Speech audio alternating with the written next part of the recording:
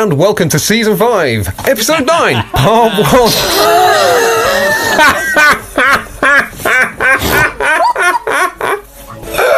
Sorry. Oh, you cunts. Okay, I'm gonna... Should we try that again? Hello, and welcome to Season 5, Episode 9, Part 1 of Les Oderants. What happened there is basically everyone's a cunt, and I'm trying to be serious, and you lot are just piss-farting around like scrottling little kids. Right, this is Part 1. So We're recording. Professional. Yes, I mean, very out of character for Les O's, really.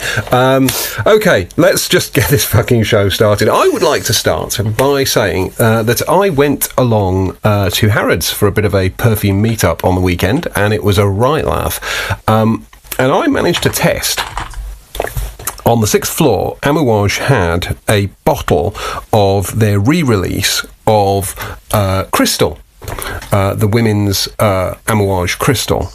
And when I sprayed it, I thought immediately, fucking hell, this is great. I like it a lot. Very classical, sort of soapy chypre. And I asked how much it was, and the woman said it's 1.6, darling. A 1.6. So 1.6. Oh, we now price perfume in thousands of pounds, apparently. We seem to have gone through the fucking looking glass. So it's 1.6. Anyway, I found this on eBay. What was your reply? Sorry, what was your reply when she said 1.6? Did you try and sort of like, oh, right. Okay. No, or did you say like, what the fuck? I sort of spat my my sort of tea out proverbially and went... do you mean 1,000? Like £1,600? And she said, yes. And I was, right. Right. Try and look cool. Okay, yeah. Well, I tell you what, I'll have a think about it. You know, that kind of thing. Yeah. I always love that in the shots when they say something like that, and then it comes up with this ridiculous price, and you go...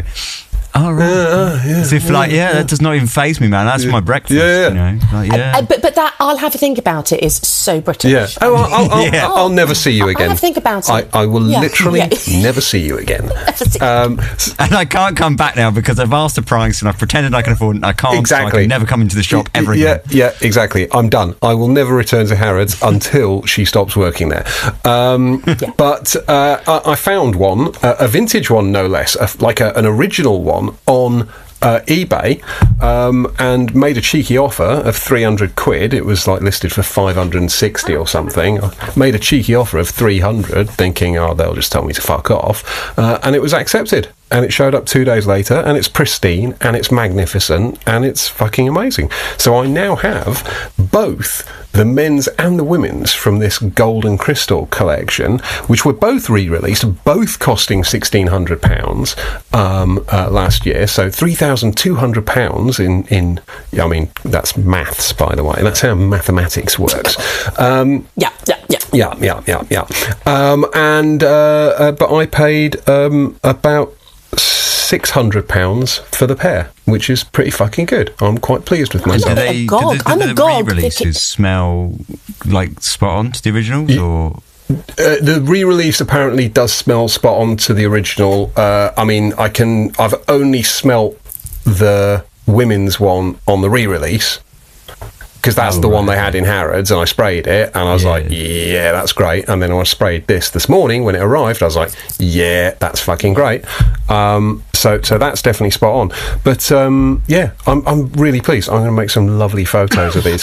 I'm agog as well at your offering skills, your bartering skills, because when I make an offer, I offer like 20% off or something. I would never, if someone was selling something for $5.70, I might say $4.80 and think that I was being awful. People love it, man. Like I sold quite a bit, and people like, I sold my piano at the weekend, and literally it was up for 500 quid, right? I had so many people offer me less than 200 for it, and I'm like, come on, son. Really? Well, I mean, the thing is, was it? It was just a digital piano, like Kawaii, like furniture digital piano. Not the one with the grand action. No. Okay, phew. Yeah, no, it's my old one. Okay, cool. You're allowed. Well done. Well, thanks. I mean, honestly, normally I wouldn't make such a ridiculously cheeky offer, but one had just sold I'd just missed out on an auction. One had sold for like 260 or something like that. So I felt like the price I was offering was not, you know, wildly out of kilter with what he or she may have got elsewhere. So normally I wouldn't make such a fucking lowball offer, but in this case I felt justified in doing so, and I was actually surprised when it was accepted. So that was a result. And a few other bits of perfumey news, I guess. Loads to report, but I did notice, Fliss, and I hadn't been paying proper attention when you mentioned this one last week or whenever it was, but the Floraiku Sand and Skin. How fucking good is that? It's really good, isn't it? It's really, sort of really annoyingly good.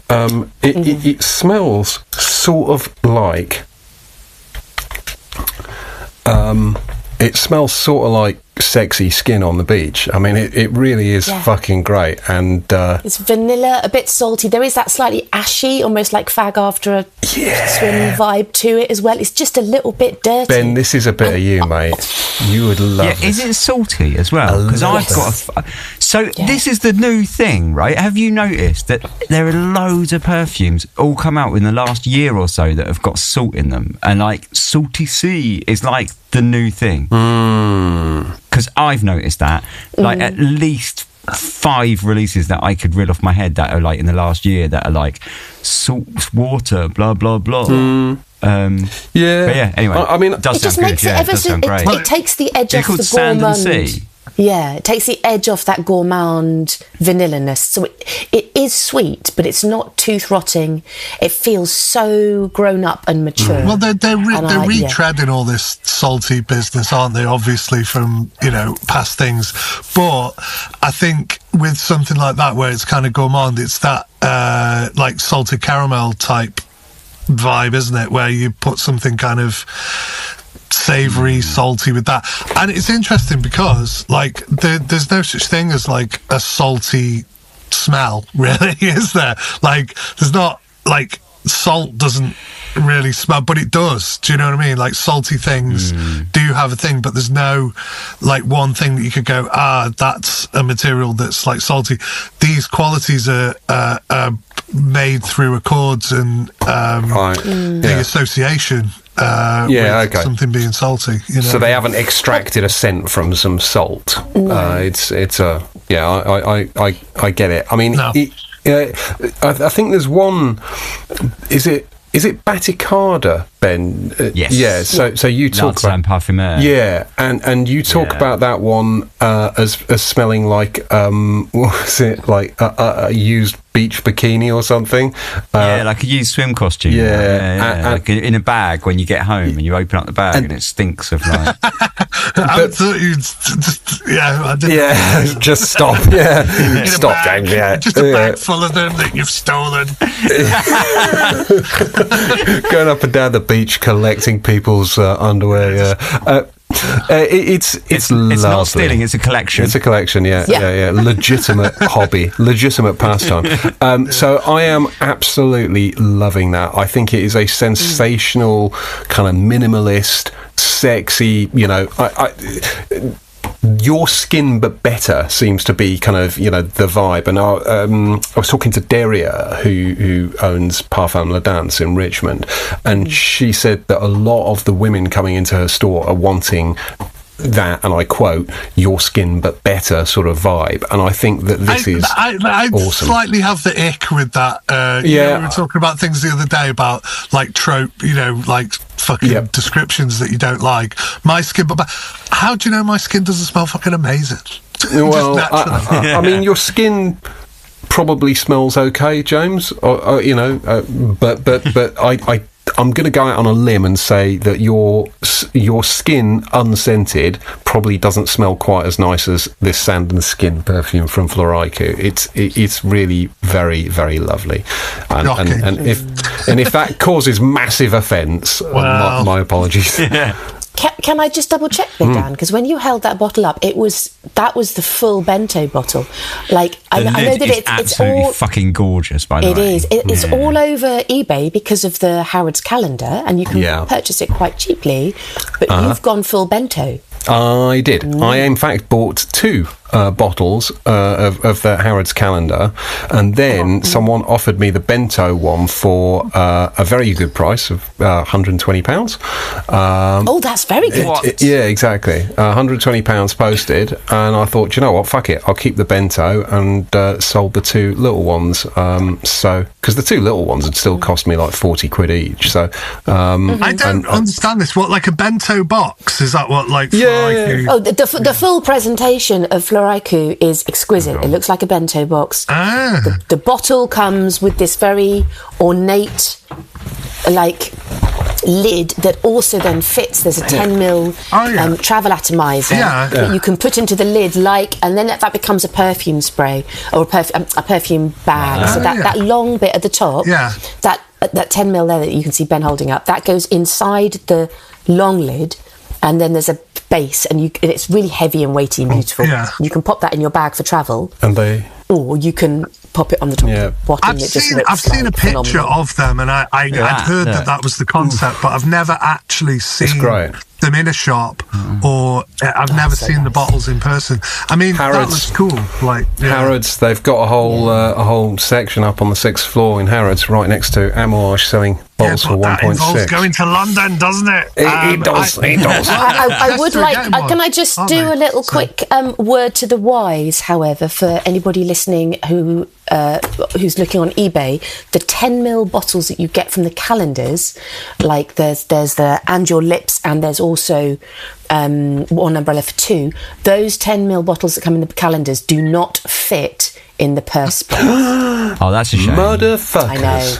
Yeah, motherfuckers. And they're also, you can't unscrew them and refill them, so they're not the official 10ml. And I know that from bitter experience, because I have got a purse spray that I bought separately, expecting to be able to fill the Harrods calendar stuff in there, and you can't. Well. I want to just mention a couple of other perfumes, because I've got fucking loads on my desk here that need reviewing at some point. I got sent a bottle of YSL Tuxedo for review, which was bizarre because I've owned that previously, and then I got sent some screenshots of some guy on Instagram getting bent out of shape that lots of people were getting sent YSL Tuxedo and he wasn't, which is like cool. I mean, that's cool. Grown-up behaviour, mate. I'm sorry, I was having a bad day. You can always send it to me, Dan. Do you know what I mean? I'm going to keep it this time, I think. I quite like it.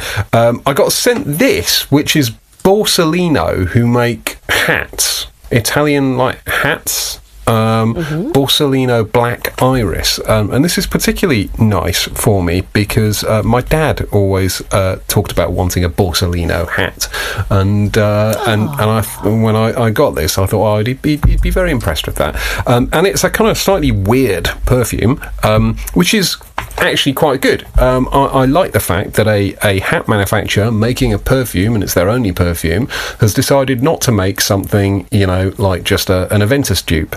Old hat. Old hat. Wha-bum! And it smells like a sort of weird incensey perfume had a head-on collision with green Irish tweed, and then just has this weird carrot juice thing sort of going through the middle. It's actually quite bizarre, and I quite like it. I wouldn't say I love it. I quite like it. And then, I mean, there's loads. There's so fucking many, actually. Actually, I want to mention this one. This is Dries Van Noten Gold Havana, which I bought. I bought from another influencer who got sent it for free, but I really wanted it, and they didn't send me one. I was quite upset. So. Bloody little exclusive club. Hey, yeah, exactly. Fliss the other week, and you influencers swapping your fucking ill-gotten gains. Exactly. I know. I had to pay for it, mate. I had to pay 150 quid for it, which is still well below retail, so that's all right. But it is fucking great. It is great. It is so good. It is one of the best licorice tobacco sort of scents I've ever tried. It's like Killian smoking hot, but much less scruffy, more kind of refined, very durable, very, very, very lovely. Is this like the fucking Mandela effect? I feel as though you mentioned all these perfumes. I'm like, I've no idea what that is. Is there a Killian called Smoking Hot? Yeah. Oh my God. I think, honestly, I'm in an alternate bloody reality. An alternate reality.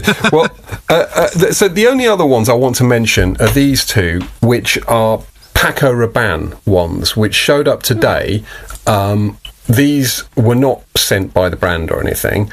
I have wanted one of these for so long because these bottles are just fucking amazing. They are absolutely like proper industrial heavy duty like beasts, and I'm so disappointed with the perfume. Burning Leather smells like oh God, nothing like leather for a start. It smells like maple syrup, which is okay, I guess, if you're in the mood for maple syrup, but personally, I seldom am and never am as a perfume. And then Oud Montagne is meant to be kind of plummy oud, but in fact just smells a bit like YSL Sleek Suede, which is kind of a bit sort of suede-y, cocoa-y thing. I mean, the Oud Montagne is pleasant enough, and I'll probably keep it just because I love the bottle, but the other one's getting sold fucking quickly. So yeah. Oh, and I bought this as well. Sorry, because I what happens is I leave all the shit on my desk that I need to take photos of that I haven't done yet. But this is one that Ben had banged on about for ages and ages and ages, and I bought it on eBay. Is the Atelier des or Crépuscule des Armes. Des Armes. Yeah, our French pronunciation, by the way. If you are on Facebook and you are criticising our French pronunciation, know this. You have every right. Know this. I'm not bothered. That's fine. My French is terrible. So, but this is a great perfume, Ben, and you were so right about this so many times. It's great. It's fantastic. I don't it gets shit. Remind me what it's like again. So, it's like fresh, almost kind of fougere, but then with like quite a sweet honey sort of thing going on, or that's what it feels like. I don't even know what the notes are, but I did notice it gets absolutely dog shit reviews on Fragrantica, which really only proves that people on Fragrantica are morons, because this is a fucking great perfume. So it has like a tiny edge of like vintage fougere to it, doesn't it? And a little bit dirty as well, just like a little tiny bit sort of pissy, which maybe is the honey sort of side of thing. Exactly. I think it is a honeyish sort of note, and it is a little bit pissy, and it just makes it a little bit more daring than perhaps I'd otherwise go for. But I really, really like that one. And that's only about a fucking quarter of the perfumes that I've got on my desk this week, which is just so annoying. Actually, James, do you remember these? Zilly. So it's a fashion brand, but Zilly made some they made some really expensive perfumes. They were asking like £300 for each of them. No, I don't. Okay, well, I mean, they're all bang average, and but someone was selling them on eBay at £29 each, and I was like, it was like a Saturday night. I'd had a few drinks. I was like, really, £29 each? And it's like they had one of each of them. Oh, fuck it, I'll take all four. So I've bought all four of them. So instead of 1,200 quid, it cost me 126 quid for all four. They don't have the boxes, but even 100, even 126 quid. I feel like I probably overpaid, if I'm honest. But there you go. I mean, it's worth a punt, wasn't it? You know? Yeah, I mean, they're not awful. They all smell pleasant enough, but they're all quite derivative. And if you are a fashion brand offering a sort of because they've got like a Muggle line, and then this is meant to be their premium line. If you're offering a premium line, you expect it to be, a little bit more avant-garde or something, a little bit more distinguished. And these are really just kind of very by the numbers smelling designer perfumes, which is a bit of a shame. Missed opportunity, because the bottles look fucking awesome. I'll make some nice photos of them later when I can be asked. Anyway, so I've banged on about perfume for far too long. James, tell us about your week in perfume. Are you lying down? Are you having a nap now? I am. You can't be serious. You're now podcasting from bed. That's awesome. I have to. So, what was I going to say? It's a good job you've tried loads of perfumes, because I haven't. I've done fuck all. No research. Yeah, I really haven't, and it's quite shit, really. No, I'll tell you what I have done. I thought about doing a post about. He's fucking yawning already. Look at him. I thought about doing some perfume stuff, and then I said, that's been an achievement for the week. You thought about doing a post. Well, no, I sort of half wrote it, and it was, but the problem is they become like sprawling kind of rants, because I wanted to, because I kind of did, what are my top 10, like, perfumes that I just wear that are like a go-to that I just grab, and then I thought that's such a that's such a bullshit fucking thing to do for anybody else, but it's fine for me to do. Because I thought about it, and I thought like that's like the worst, most boring, phoned in YouTube video ever. Like a top 10. I never do a top 10. Why would I do a top 10? But then I thought about it and thought, no, it'd be quite interesting to think about that. So I thought about it, and I haven't done it. Well done on not doing it. Well, I just started writing it, and then I was just slagging off YouTubers going, yeah, that's the kind of shit idea they'd think of. And then that was it, really. So that's how far I got. No, but I have been wearing...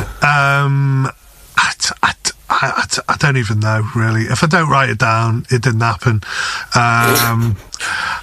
Just stuff, really. Just stuff. I like stuff. Yeah. You guys, tell me what you've been wearing. That's amazing. That's almost better than the full 14. Yeah. Well, it is for you, because you fucking It's the polar opposite. It's the complete other end of the spectrum, isn't it? It is. The total other end. So what, I mean, if I can just précis that, James, if I could just kind of redact it a little bit, what you're basically saying is, you half wrote an article, but it was just slagging people off, so you didn't do anything with it, and that's it. Basically, yeah. Excellent. I thought about how you... do we talk about other stuff sometimes? Don't always have to be perfume. Yeah. How you sort of expand my... vocabulary and stuff, because you're quite. I think you all do. I'm not just fucking glazing down here. But please do. I think like you said something the other day, and it's like it's knowledge that you've kind of got in there somewhere. Like you said, it's like a Potemkin village. You said, right? Okay, and I was like, that's such a fucking damn thing to say. Like somewhere in my mind, I was like, I know what that is, and everyone went, yeah, and I was like, what the fuck? I was like, I in the context of the conversation, I was like, I know what that is, and then I thought to myself, what the fuck is a Potemkin? So then I looked it up, and it was like, the name of the dude. Yeah. And I was like, yeah, I knew what he meant by that. So it must have been somewhere deep in there somewhere. But there's sometimes you say shit that I'm just like, I don't even fucking know. Like, I'm not stupid, but I'm not a fucking ignorant person. Do you know what I mean? Like, I don't like to think that I am, but I'm like, oh, that's a good little word, like, creatist.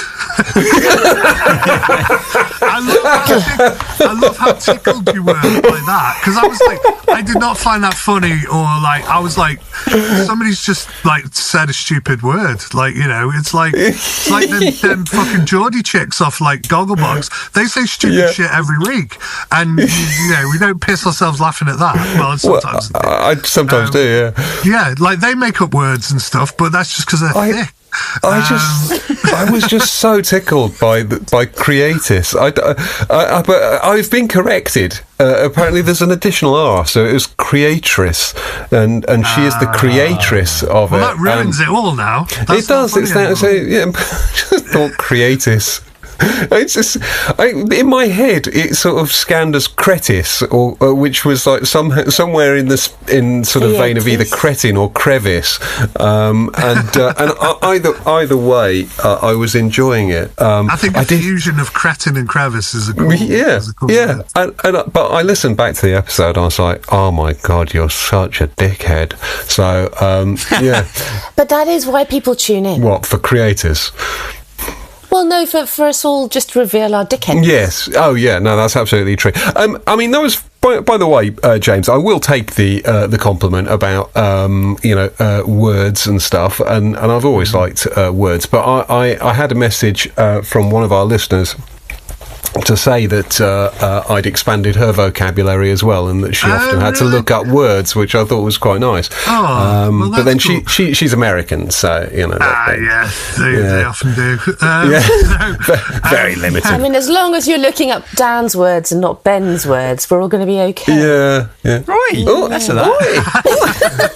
Actual offence. Oh, by the way, can I also just say how fucking awesome Jess was last week on the podcast? Yeah. Ben, I loved it. Ben, I did it at the end of it for the rest of the week. Yeah. Every day it was like, are you sure I didn't make myself sound like a dickhead? No. I'm sure I was like, she spent all night just being like, I'm sure I shouldn't have said that. Social anxiety. Everybody loved her. Yeah, she was good. She was great. She was fantastic, and she'd be welcome back any time. Although I understand it may put some sort of domestic strain on you there, Ben, because you made some facial expressions. We said this the other day that we should do a section. Bring a muggle. We all bring a muggle along. Bring a muggle. Yeah, and we see show and tell. Yeah, see what happens. Show and tell our muggles. I mean, I've got friends who were sort of peripherally into perfume, who could talk about it for an hour, and who were not like complete morons, who would probably be entertaining to come on. It's not. I'm sure you know people. I don't really know anyone, so I don't really have. Get your neighbour round. What about your neighbour? Which one? Mr. Butt. He's 94. He's 94, and he can't speak. Well, his English is pretty bad these days. But he's deaf as a post.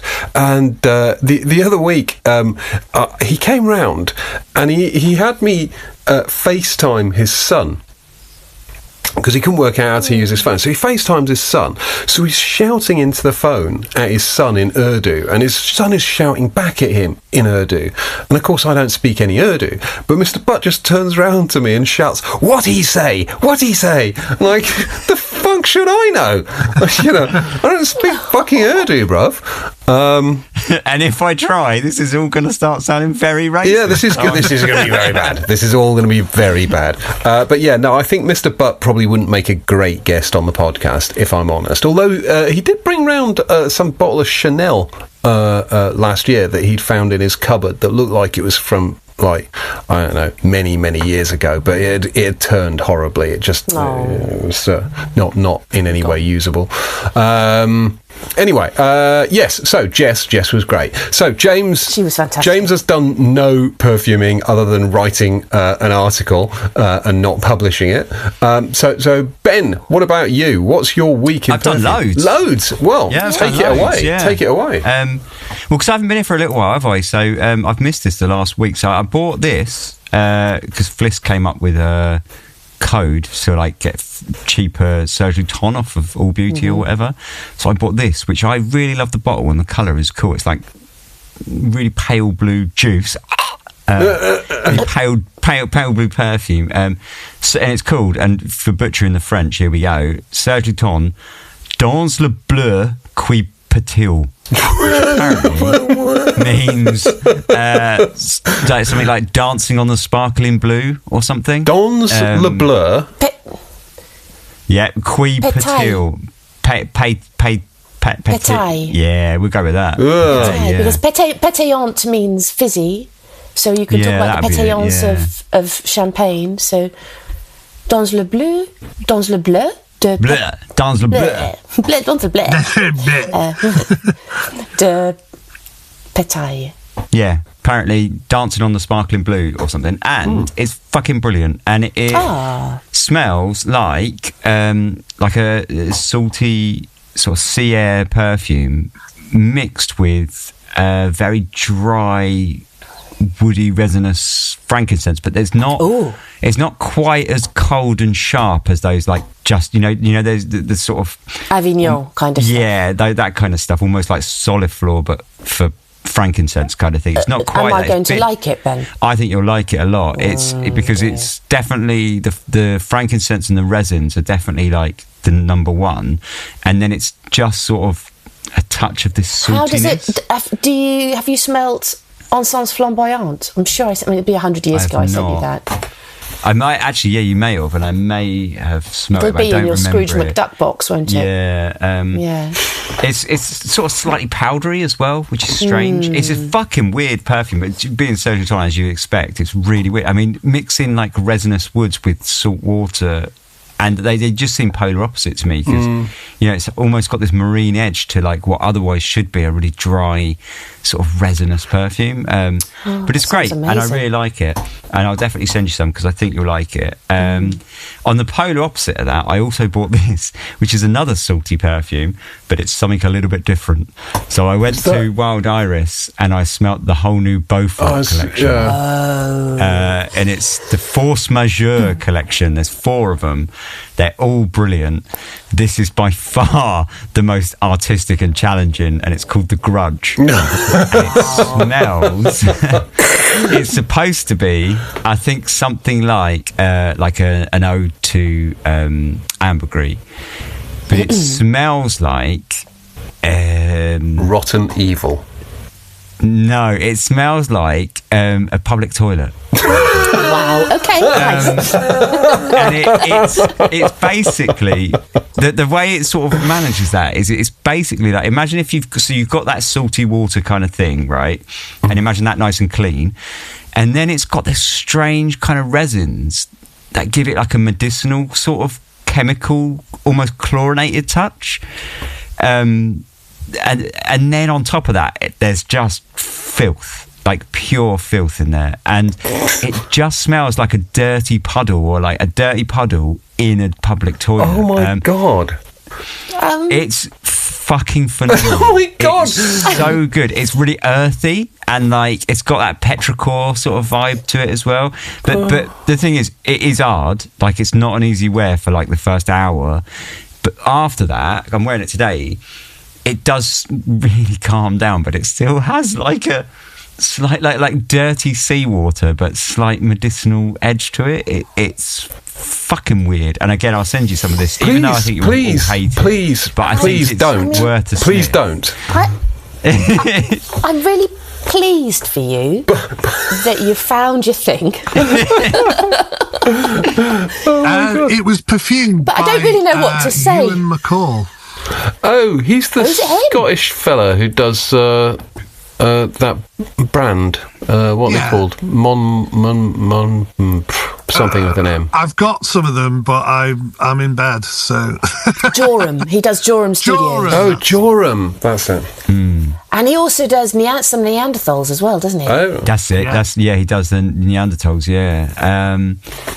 Yeah, I love it. I think it's brilliant, and I definitely think it's a struggle. I'm not going to lie, but it's just like you smell it, and it's like I've never smelled anything like that outside of a public toilet. Fucking hell! In the bad end of town. How much did you pay for this monstrosity? £125, and I didn't feel bad for a moment. Oh, you fucking psycho! Honestly, it's worth smelling. I don't think any of you will like it. No, I don't. I think the notes tell me that it's weird. You think I might? I think you might. Yeah, I do. Just because it has a resinous kind of vibe to it that I think might tickle you a little bit, but I don't know. But I think it's worth smelling just because it's it's such an unusual perfume. It sounds it.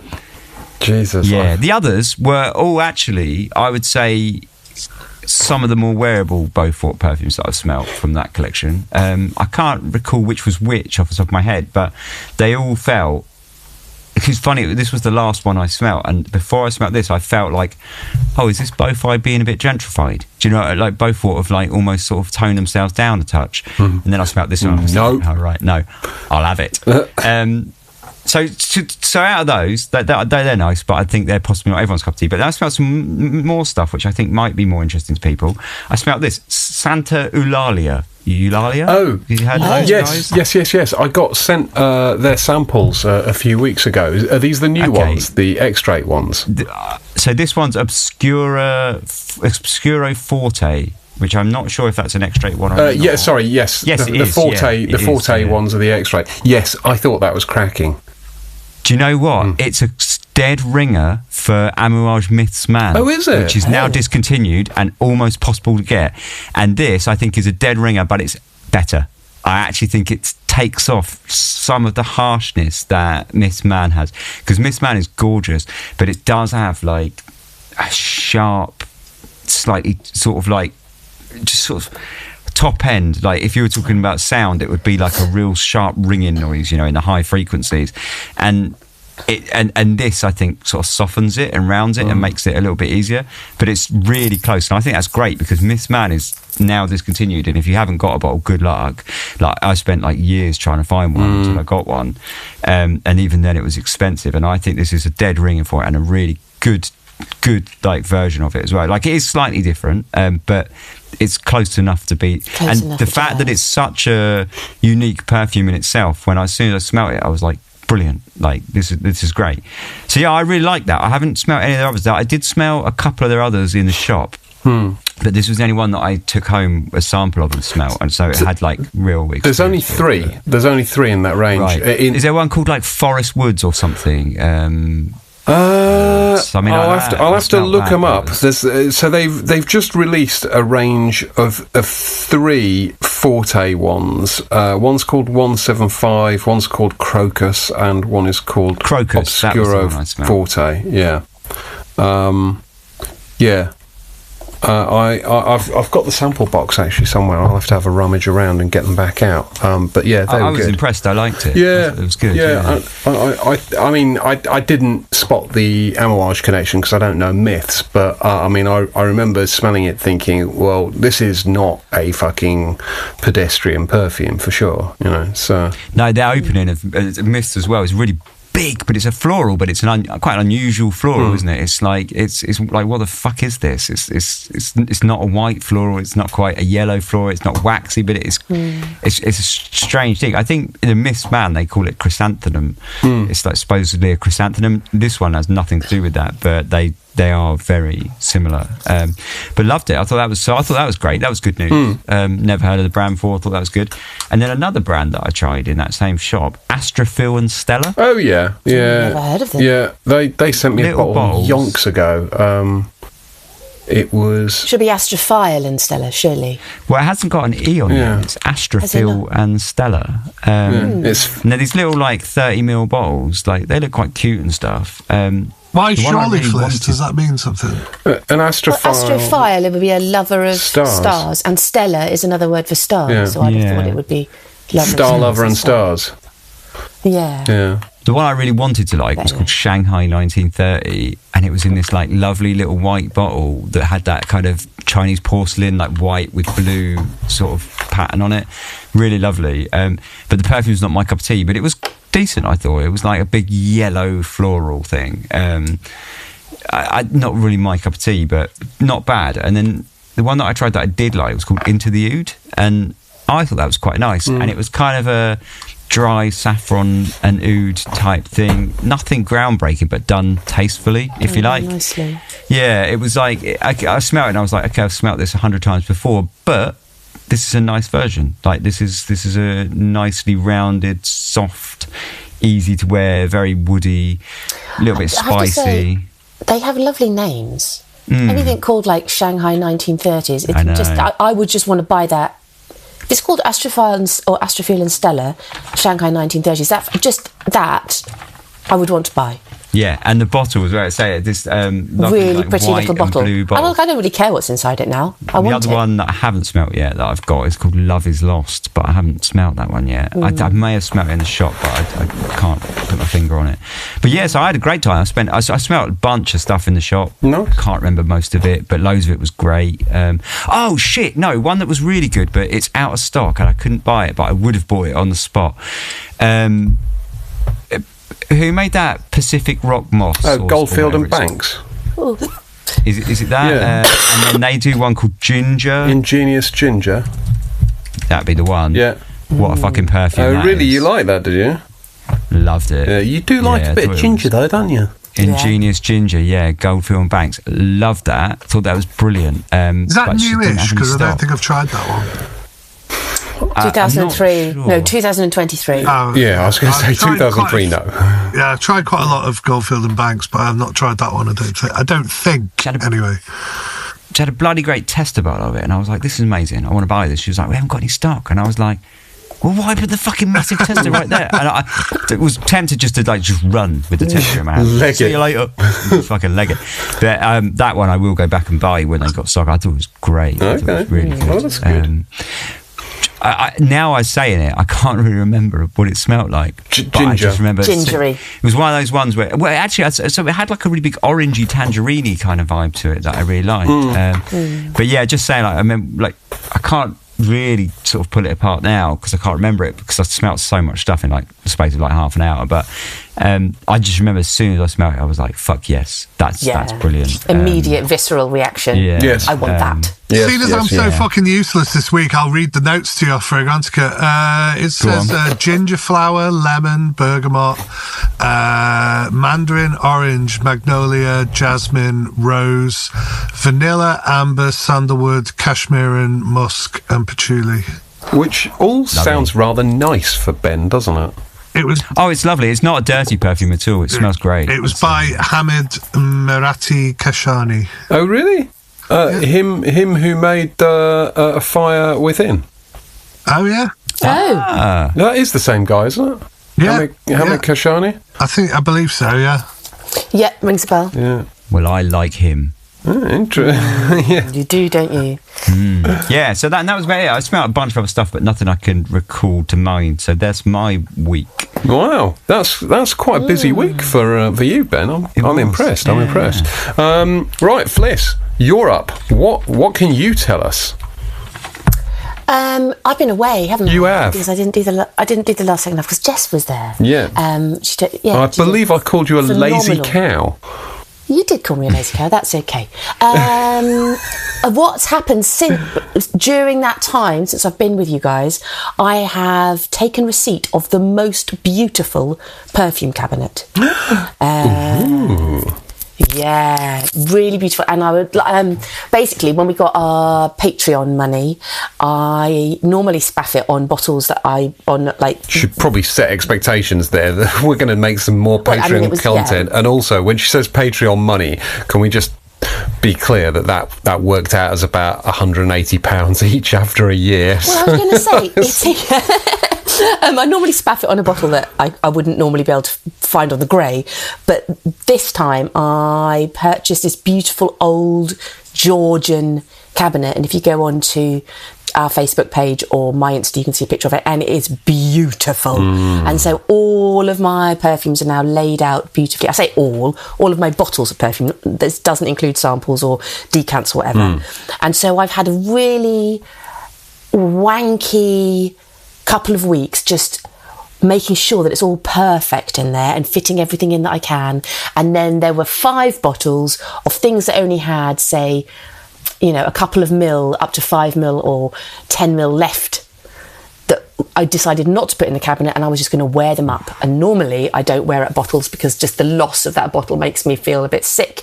And I thought, fuck that shit, Fliss. Let's wear them up. I like your globe. Oh, on top of it's gorgeous, cabinet. isn't it? Yeah. I got that off Facebook Marketplace for a tenner. Yeah. Just behind me there. Support us on Patreon, guys. Yeah. Yeah, but basically, if you are a Patreon supporter, that my 180 quid was very well spent, and I thank you so much. You've made me so happy, because normally everything was in my drawers, and I used to feel guilty about everything, and I used to have to rootle around and like be all secretive and embarrassed about it. And now I've gone, fuck that. I'm going to have everything out. Yes, I see it. And don't be embarrassed about rootling in your drawers. No, in my drawers. And if anybody's worried, I got some UV protective film to go over the glass front, so it's all massively protected. I know, because I'm such a geek. Pro biz.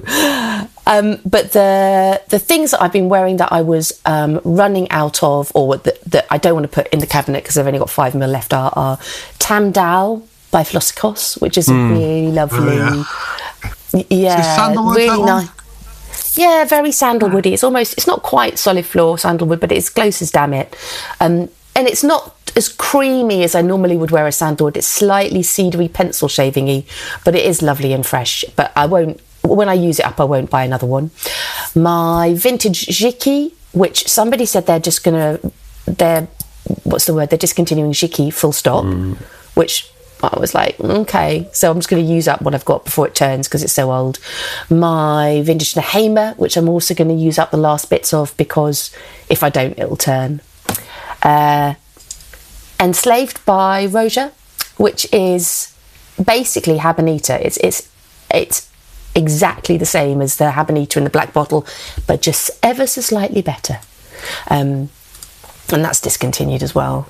And then Saffron Tribalon by L'Artisan Parfumeur, which is a really lovely sort of like milky rice pudding and rose water gourmand, but it's not like a modern gourmand. It's like those old school L'Artisan gourmands, but that's been discontinued as well. So basically just going through the things I'm probably never going to get back again unless I spunk too much money, which I probably won't. But that was nice. And then I had a bit of a panic because the duck told me that L'Occitane's Eau de Bao, or Eau de Babs, or however you pronounce it, is being discontinued. And so... Well, okay. I've had a few little mild beefs with him this week. Oh, really? Well, just over the usual, you know. He's like, we're having a chat and he's going... I just said, I made a really nice tea tonight. And he was like, yeah, I'm having a Dr. Oetker pizza. And I was like, I made it. It's quite nice, actually, considering I'm not talking about perfume this week. So I was like, I'll send you the recipe. I just made up this kind of Italian dish because I fancy myself as a bit of a, Italian chef. Cordon bleu. Do you know what? It was fantastic, if I do say so myself. It was kind of nutty gorgonzola, sort of leek pasta-y kind of dish. It's really nice. I just threw it together and thought this is going to be nice, and it really was. And I said, I'll send you the recipe, and I sent him it. Do you know what he sent back? Shite. What? So you motherfucker. So anyway, no, we have these little tiffs, but I really like that brand Affinescence. I like the base collection. We've been through this. I've not tried the other ones, but I like those base collection, not because they're particularly like great compositional, masterpieces or anything, just because there's something really stand out about the heft of them all and the kind of quality of like the materials that they're showcasing and stuff. I don't like the price of them. I don't really particularly like connect with the brand, but I just thought as a collection of like 5 or 6 or whatever they are, they're pretty good. And that ambergris one is just mind-blowingly weird. That ambergris musk one, or grey musk, or whatever it's called. Such a strange perfume. But then, he's been telling me about those, coming back to what Fliss was saying. So he's basically been saying, there's loads of them on eBay. Please don't buy them, because I'm skint at the moment, but I'd like to buy them, so I shouldn't really be saying this. But there's somebody selling them on eBay or something cheap, and there's some 100ml bottles on there for like markdown prices. And I really like the Cedar Iris, and he sent me the thing, and I was like, well, they're great perfumes. He's like, no, they're not. They're shit. I've tried them all, and they're fucking shit. shite. And he's like, you're welcome to them, but there you go. So I was like, thanks for the tip off, but you're wrong. They're good. And we left it at that. You've got to, it's a melting pot. We're all here to agree and disagree with each other, and it's a beautiful community for that, isn't it? Yeah. What's that got to do with how sad I am about Oderants? Oh, sorry, yes. And then he brought that up as well. And Because it was a duck. No, he said, right, he goes, he said, look at this, look what they've done here. Look, they've fucked this now. They've fucked Oderants. What about, and he had a really nice, like, it was a real kind of moment in perfume. And it was, and I get that. And, I loved it as well. However, one, it's not been discontinued, it's been reimagined, which he said... Oh, that's the same thing. When people reimagine shit, it means that they made it fucking shitter. Don't make that mistake, Fliss. They may not have made it, they might have made it better. Well, you never know. Well, A, you can't make it better because it's really good. And B, that is exactly what happens. Because I've smelled all the Estee Lauder lines that they've reimagined, smell other things that have been reimagined. What they mean is either they're making it shitter because they need to change the composition because of financial reasons, or something has just been tweaked by IFRA and they need to whack that out as well. All right. You're not wrong. But I don't like your attitude. Okay? Let's try and have some faith. You're totally right? And you will probably be proven right with this. But just let me have a little bit of hope that that's not what's happened. That we'll actually go. Seeing as you're in bed and you're all snugged up, I'm not going to shit on your dreams. Or it'll just until tomorrow. Imagine it's just exactly the same. Right? They say reimagine. If it was exactly the same, they wouldn't need to change the name. They're changing the name because they would, because of stupid rebranding bullshit. Why would you change the name of a really good perfume that everybody knows and everyone talks about and everyone thinks it's really good, and then change the name to something a bit shitter? They do it all the time. You two are being very argumentative this evening. Have you ever? I'll tell you what is funny, right? So there's this video going around, I'll share it with you, about, have you seen, like Pepsi changed their logo, but very, very subtly, like probably fucking 5 years ago, or maybe, I don't know.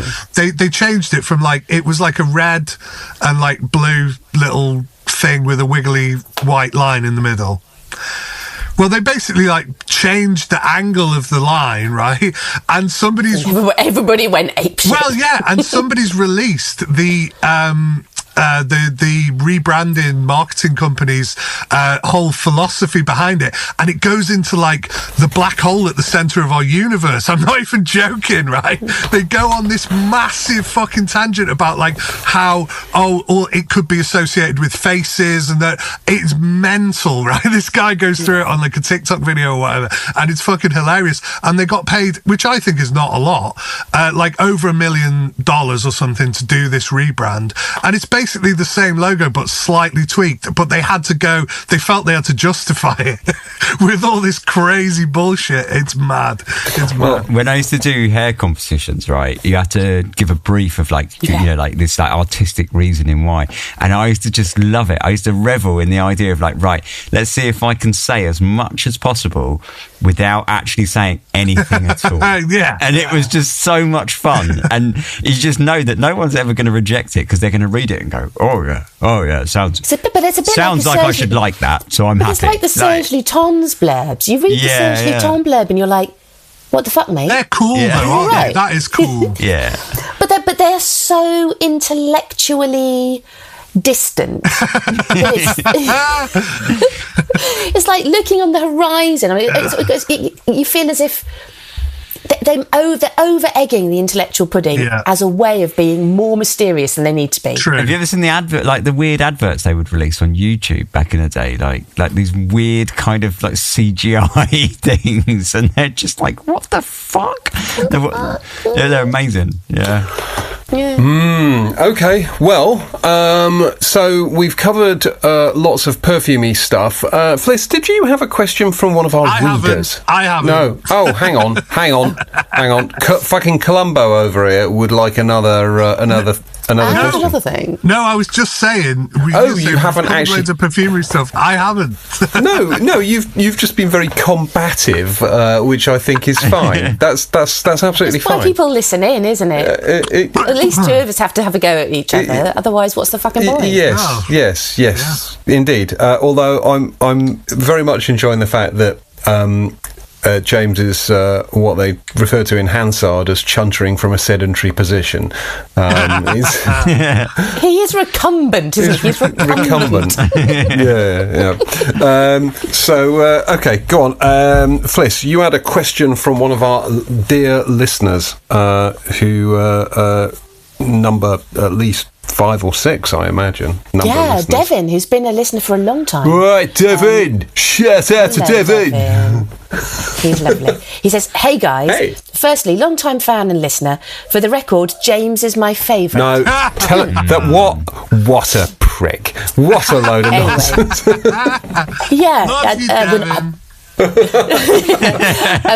I have 2 cheeky questions, but I was hoping you could offer some advice on something or not. I respect that you're all busy with life. Well, not so busy that we're not sitting here doing this. Yeah, well, quite.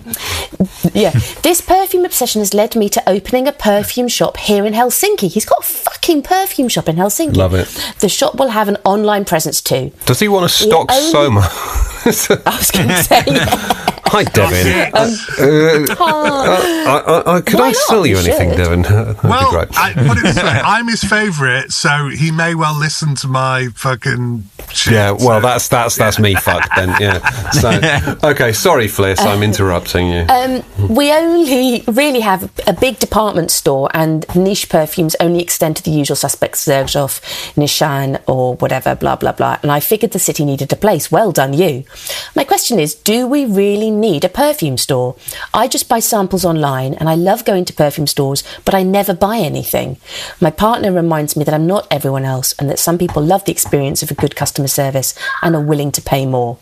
And my second question is would it be better to organise the shelves by scent, florals, fougères, gourmand, etc., or this is the way the scent bar does it, or do I organise the shelves like every other perfume store and have dedicated places and spaces for brands?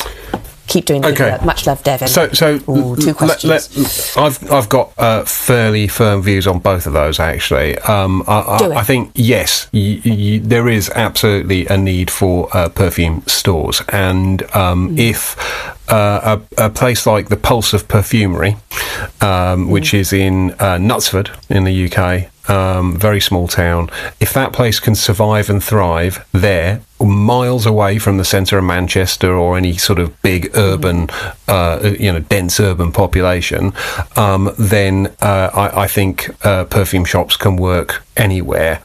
Within reason. Would question your logic there, because what kind of people live in Knutsford, Dan? Rich people live in Knutsford. Rich motherfuckers, yeah.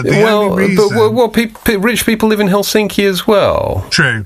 Yeah. And I think it's more about. It can't work anywhere. I mean, that clearly that's not the case. But if a bricks and mortar shop, I think still serves a purpose, and provided you are somewhere where people have a good amount of disposable income, where there's a decent amount of footfall, you're not kind of like off, on your own somewhere miles away from anywhere. Like the Pulse Perfumery is a good example. It's on the high street. It's on the high street the high street as such as it is. It's on one of the main thoroughfares in Knutsford,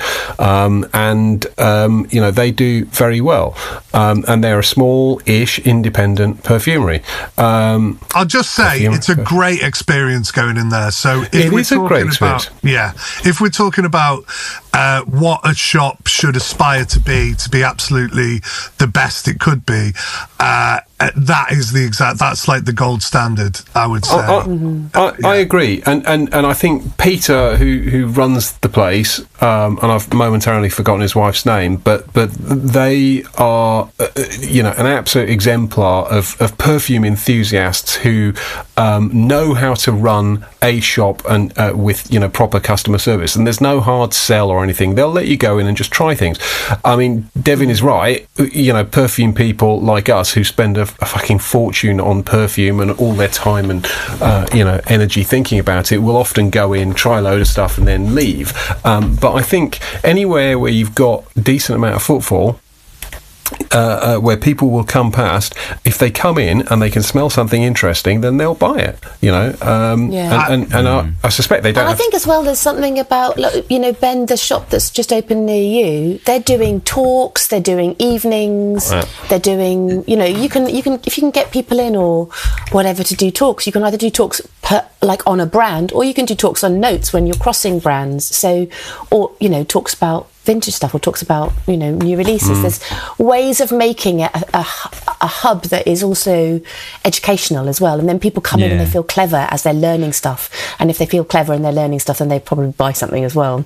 I think Wild Iris, that shopping that's just open, I think they do two things really well, in that they do the talks and stuff, so you get all the nerds that are really into it, and at the same time they're really accessible as well. Like, you don't go in there and feel like you can't spray anything. And to answer the question about should things be in fougères or brands, it's all just in brands, which is, I think, is accessible. I think if you start being a bit, not pretentious, but a little bit, this is going to be the fougère collection, that would scare me as like a do you know what I mean? Because you could do both though. You could have all the brands, but then you could have like an end or a particular table, and that you change sub-genres, but that you change regularly. So you have all your brands everywhere, but on one week you have all the fougères out.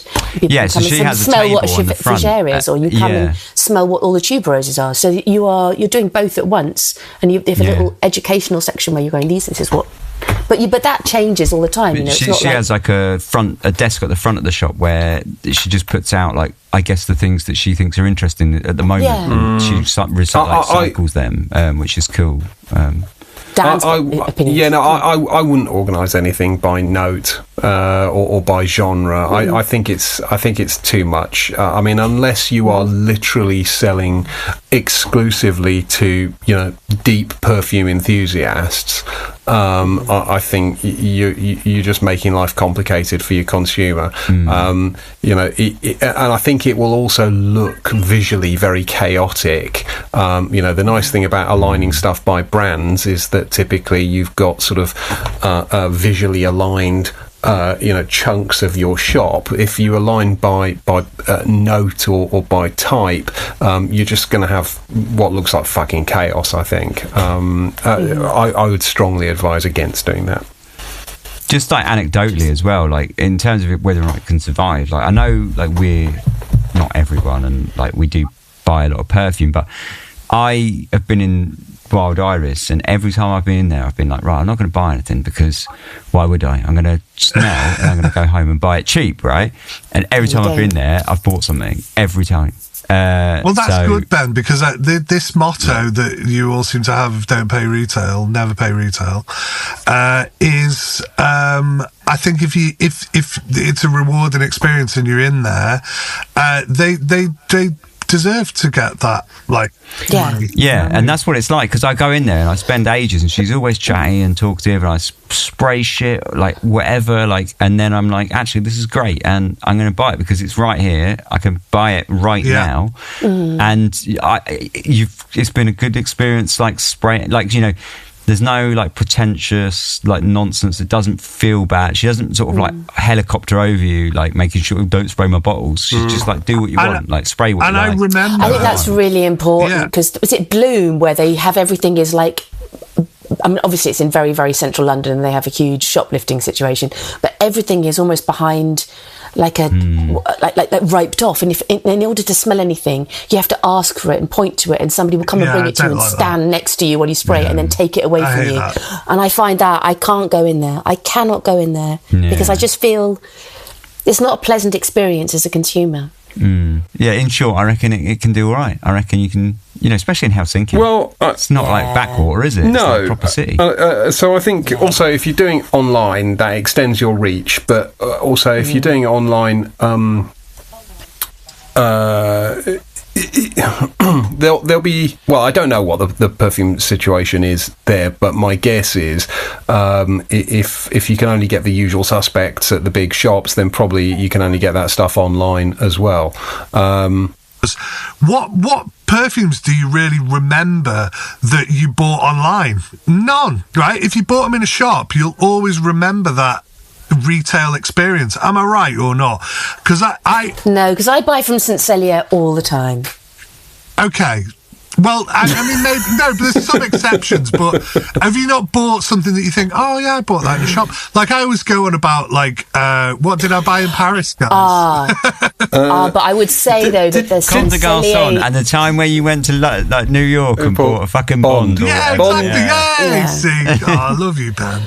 But I would say that the one thing about the online experience that maybe is worth considering is if you've ever bought from St. Celia, the online experience is phenomenal.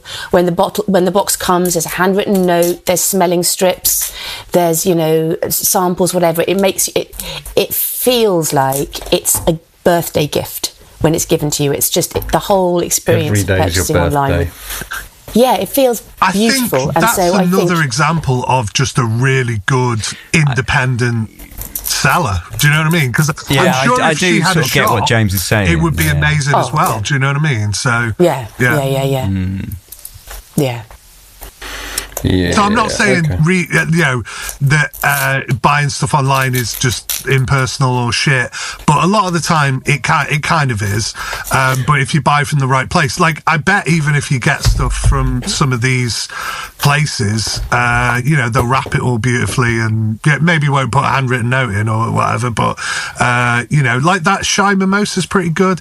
I think some of these independents, they and I'm sure, like say, if you went in there, you'd have a great experience, but I've bought from them at least like samples and stuff, and they're very nicely presented. I think it's all about the experience and having a coherent whole as a brand. So if you've got an excellent newsletter and you've got things going on in the shop and your customer experience is end to end beautiful, and even your newsletter is interesting, it's not just this is what's coming new, there's something else going on in that newsletter, then you build a following of people just interested to hear from you. Even if they're not regularly buying, then at one point they will buy. Amazing. Now we're all much better at marketing than you might presume if you listen to the podcast, right? It's because we don't really do any marketing. or branding or anything. Yes. Or any real thought about how to really make selling it a anything either, marketable podcast. I guess, we certainly can't sell this, that's for sure. No, but I think that's what happened, isn't it? We just decided that in order to sell it, we were going to have to all stop swearing, and we decided we didn't want to do that, so we just decided we couldn't be asked to market it. Fuck that shit. Fuck that shit, indeed, and in fact, fuck this shit. Because I think now is probably the perfect time to wrap this absolute fucking nonsense up for the evening. Unless any of you people have further things you'd like to add. I mean, Fliss and James, you seem to be unusually argumentative this evening, and I think it's because James is sedentary. No, but we still love each other, though, don't we, James? It's very affectionate. Fighting that brother and sister. I mean, I know I'm in bed. I'm not, excited in that way, but I'm quite. I should hope not. I'm quite. I like it. I am tumescent. I didn't get that far. Come That's on. the end of that shit. Right, come on. Bye. Everyone, shut up. We're going. No, I think. I was just deploying a word. There'll be an American there Googling tumescent. No. I'm going. Pack it in. I'm going. Okay. See you later. See ya. Right. Are we going, really? Okay. Right, fuck it. Yeah, okay. Yeah. Right, let's wrap up part one. It's been weird. I'll be honest, it's been weird. I'll try harder next time. In the next half, I'm going to be on my game, yeah? Yeah. I'm going to be in bed. I'm going to be sat up and bright-eyed and on the case. Bushy-tailed. Yeah. Just to keep things balanced. We do need to do a little video of James in bed, because it's phenomenal. I got me little kitty cat here, look. Nice. Oh. Yeah. I think your cat video last week was very popular, James, as well. Yeah. Oh dear. What was that licking face? He does that. He just does that all the time now. He's an old boy though now. He's like, is he like 13? He's like 13, that cat. So. Bootsy. Yeah, they don't often last that long, them smoosh face ones. The pedigrees, they usually only last about 8 years, but if they're lucky, so he's doing well. If they're lucky, wowza. All right, well, look, on that rather sombre animal life expectancy note, let's wrap up part one. Who knows when we'll be back with part two, because our recording schedule is increasingly chaotic, and who knows who will be here. I may, in fact, not be here myself. In fact, I rather hope I'm not. So someone will catch up with you in part two. Who the fuck knows who it's going to be? No, the Les Oderants will be back in just a few minutes. Stick with us. Bye. Bye. Bye.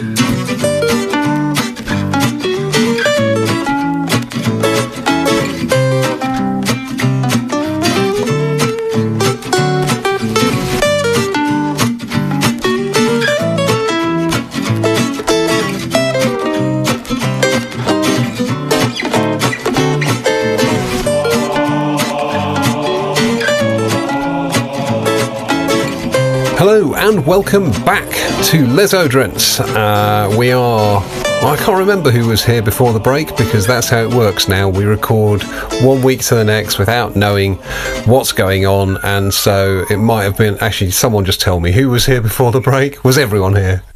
I was there.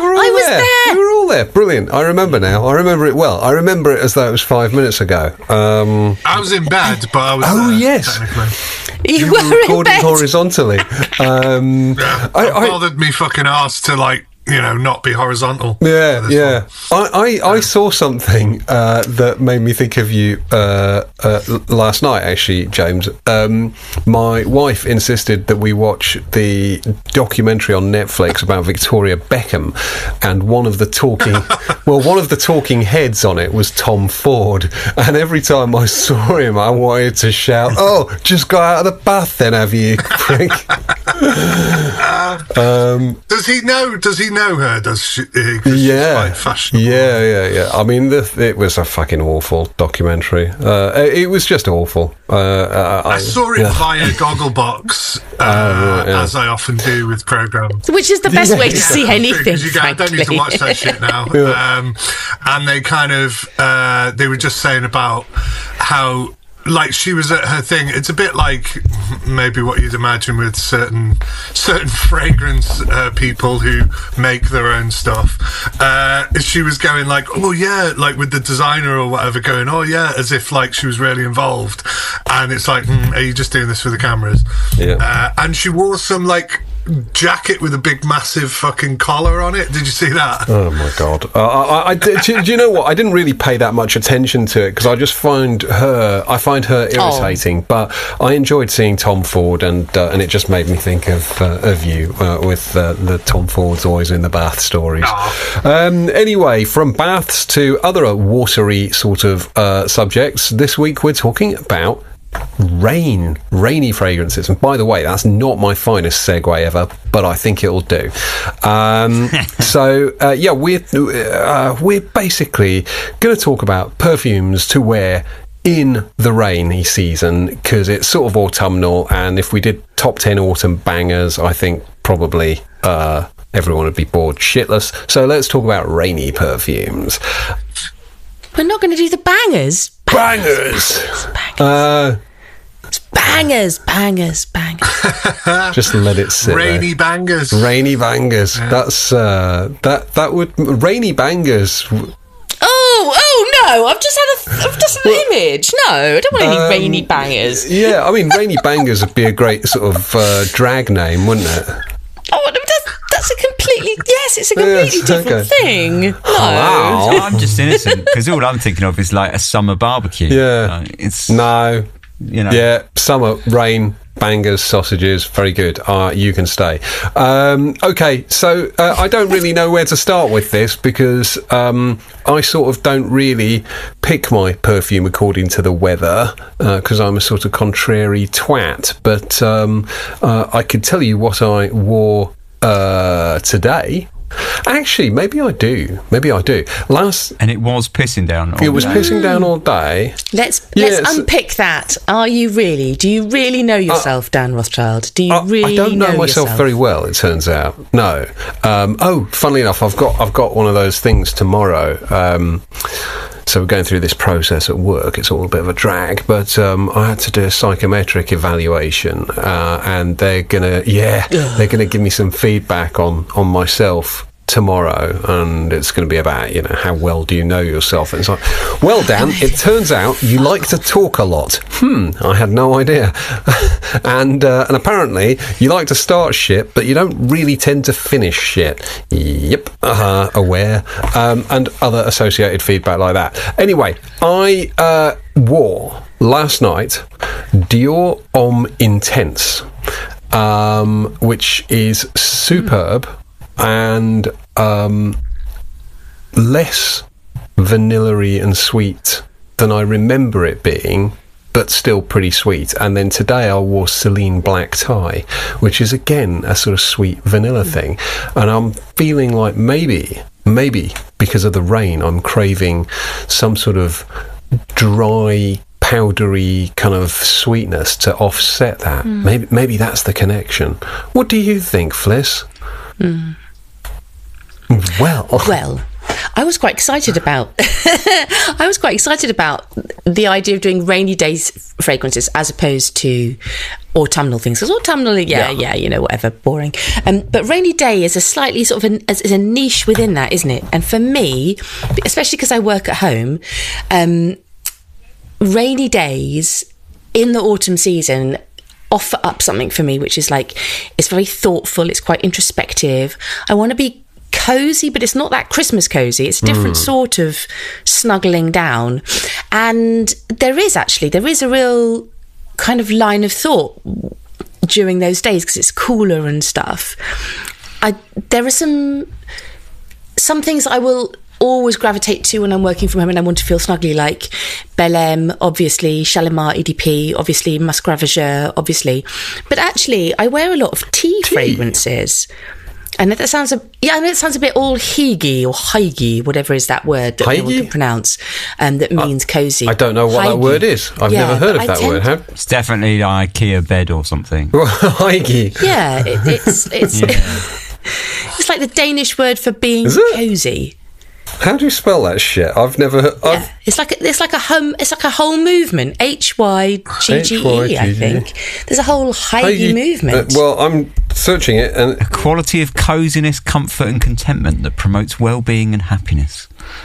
Yeah, exactly. Sounds like hippie shit to me. That sounds like fucking... Well, there is that. There's that as well. But there's this whole hygge movement. Like a movement. Yeah, it's on Insta and stuff. It's a whole movement, Dan. I can't believe that you didn't know about that. All three of you can fuck the cunt off right now. I love that there's a movement about like nice James is being sincere.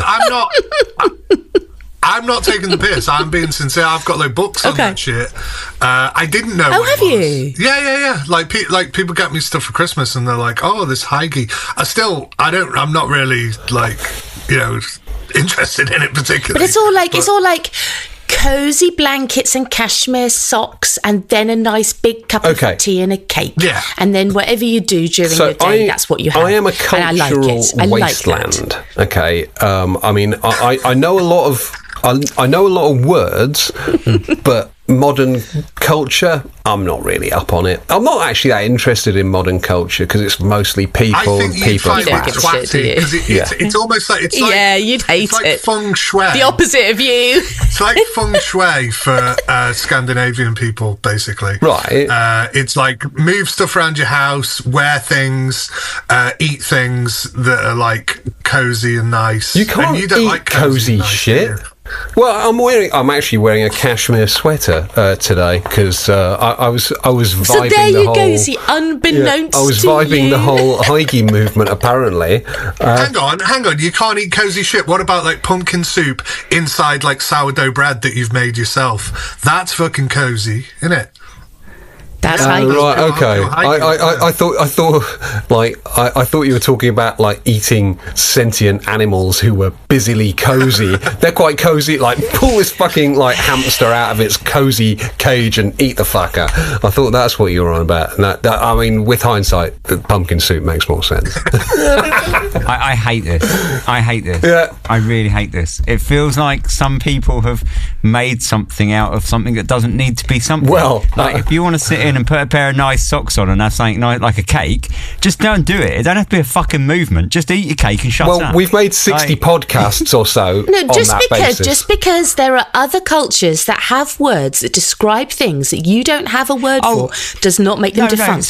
There are many cultures that have words that are non-describable. Japan. You love Japan. From the English sense. Fucking words like that. Oh, fucking loads. And I'm not arguing that. Like if it's part, like if that's, but what I'm arguing about is the movement side of it, like the and definitely the English speaking, the cultural appropriation of cashmere socks of the movement. Like, oh yeah, I'm so Heige. Like you just know that this is something that like middle class bored housewives have fucking cooked up whilst they're sitting at home. Thank you, darling. I'm not so bored. Fliss, do you feel personally attacked here by Ben?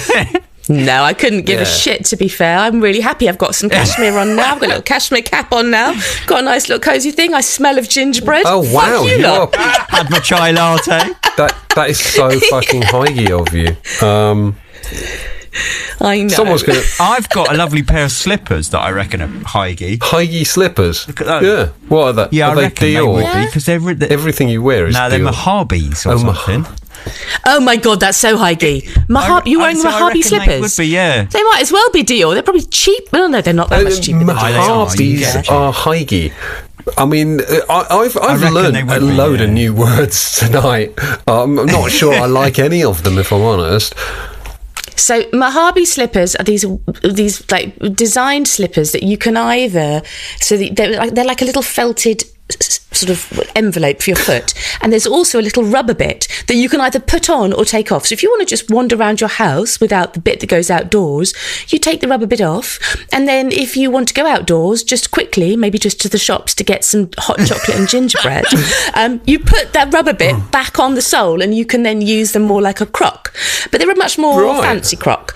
And then when you get back in, you just take the rubber bit off, and the rubber bit is recyclable and you can buy them separately. So it's all very green, which is very Danish. So it's very Danish. I want to get back to the actual perfume bit. Modular fucking slippers. Modulars. It's modular slippers. My slippers. I do want to get us back to the perfume. Change the colour of your soul, to reflect the colour of your aura. Oh God. Yeah, no, the colour of your outfit. Danish people don't believe in auras. Oh my God! If you cunts don't shut up about Heige, I'm gonna fucking scream. Right, I want to get back to the perfume. You're the one that started with your vanilla. No, I'm the fucking boss, and your fucking cashmere hoodie and your vanilla perfume. Shut up. And you can. Oh, it's like that, is it now? Right. Shut up. Bus card out. Right. One rule for him, another rule for us. It's bunch fine. of twats. Right. I am sick of this. I will. You will respect my authority. Right. Go on then. What you got to say? Well, I want to go back to the perfume, but before I do, I was just reminded of something else which I wanted to share that I'd learnt about today, which is sort of semi-related. And I had a message from my eldest, who's now at university, and it said, "Dad, I really want a sensory sock." And I said, what the fuck is that? She said, just look it up. So I looked up sensory sock, and it is basically... Is it like a Veruca sock? No. Because they're like rippled. Yeah, no, it's nothing to do with actual socks. It's like a huge, almost like a sort of a bag, like a wrapper for you to get into and like just feel all kind of wrapped up and sort of involved. I'm looking at one right now.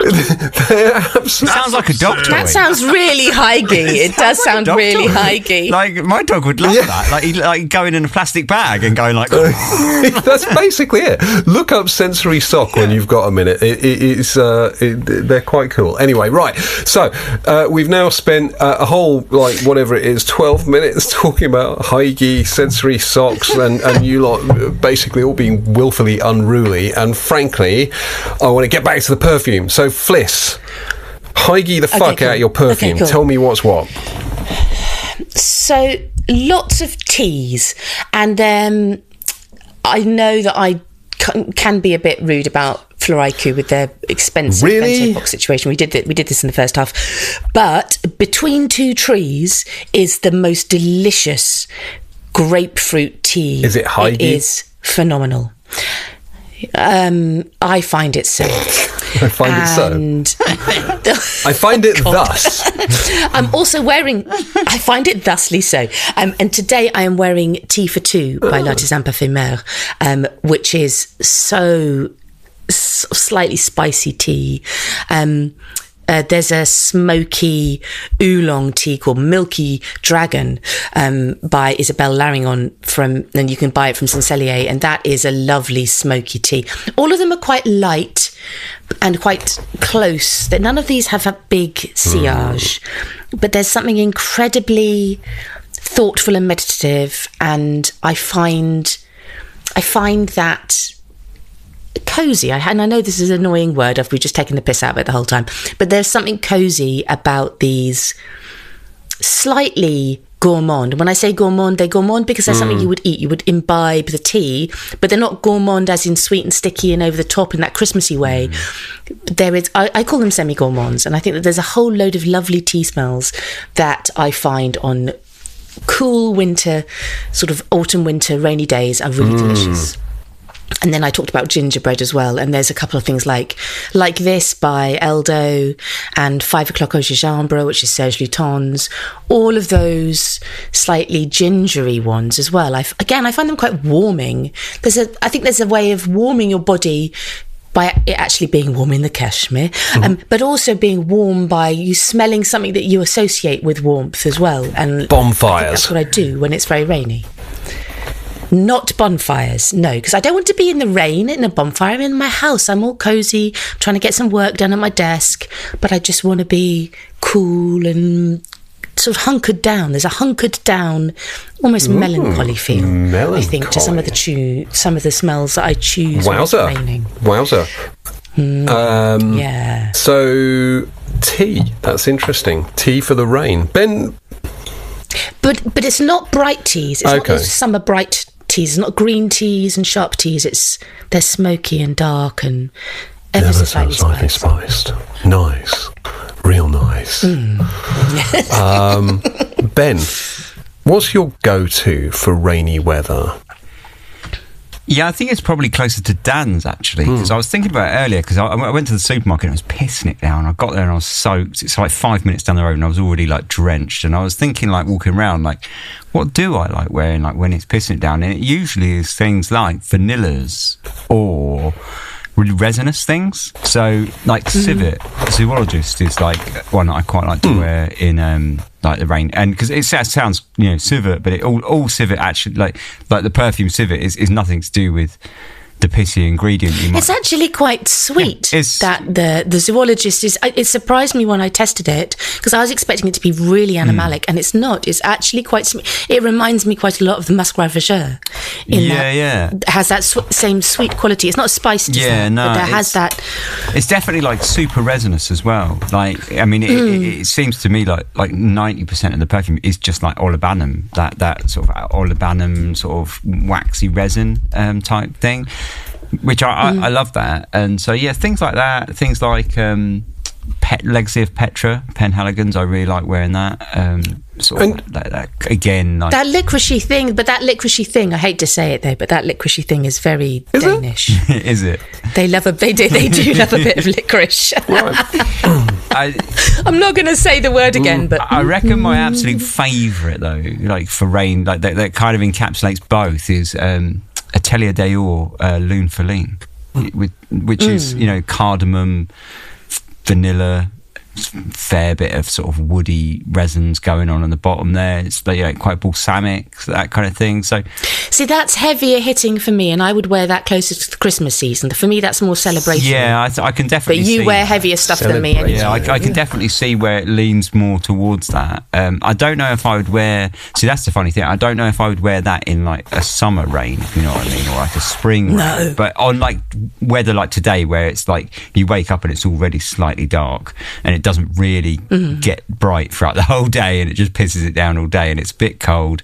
Add the heating on, Lune Feline. I do enjoy that, which is sounding more and more higgy, isn't it? I've got like a big woolly jumper. It's okay. You don't need to label your self-care, Ben. You don't need to label your self-care. All right, Captain fucking Snuggly. You're a big fan of petrichor sort of sense, though. Is petrichor something to wear in the rain or to wear when it's not raining?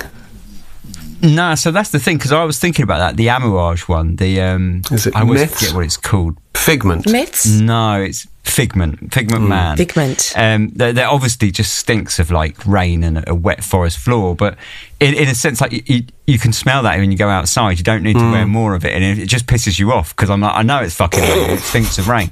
Like, I like to wear that more so on days like there's crisp cold days where it's actually quite bright. I find it kind of works, like it kind of complements then. And the same with things like Beaufort as well, which is like, because you were saying about smoky teas, and I was thinking, Beaufort have a lot of smoky teas, but I tend to like to wear them on like really crisp cold days when it just sort of complements the weather rather than like. But the Beaufort for me are very much more bonfire smoke, and so those are kind of outdoors. I could, like when you're going out and it's like crisp and cold, like they work so well with that. It really, I feel like it's like just such a great match. But in the rain, I'd never wear like petrichor perfumes in the rain, because I just think that's like, you don't need to. It's just more of too much of a bad thing is never a good thing, I guess. Because rain's shit, really, isn't it? So you don't want you don't want double rain. Autumn rain and winter rain in the UK is really shit. James? Yeah. Sorry, I was. I've had to move because my signal's all shit again.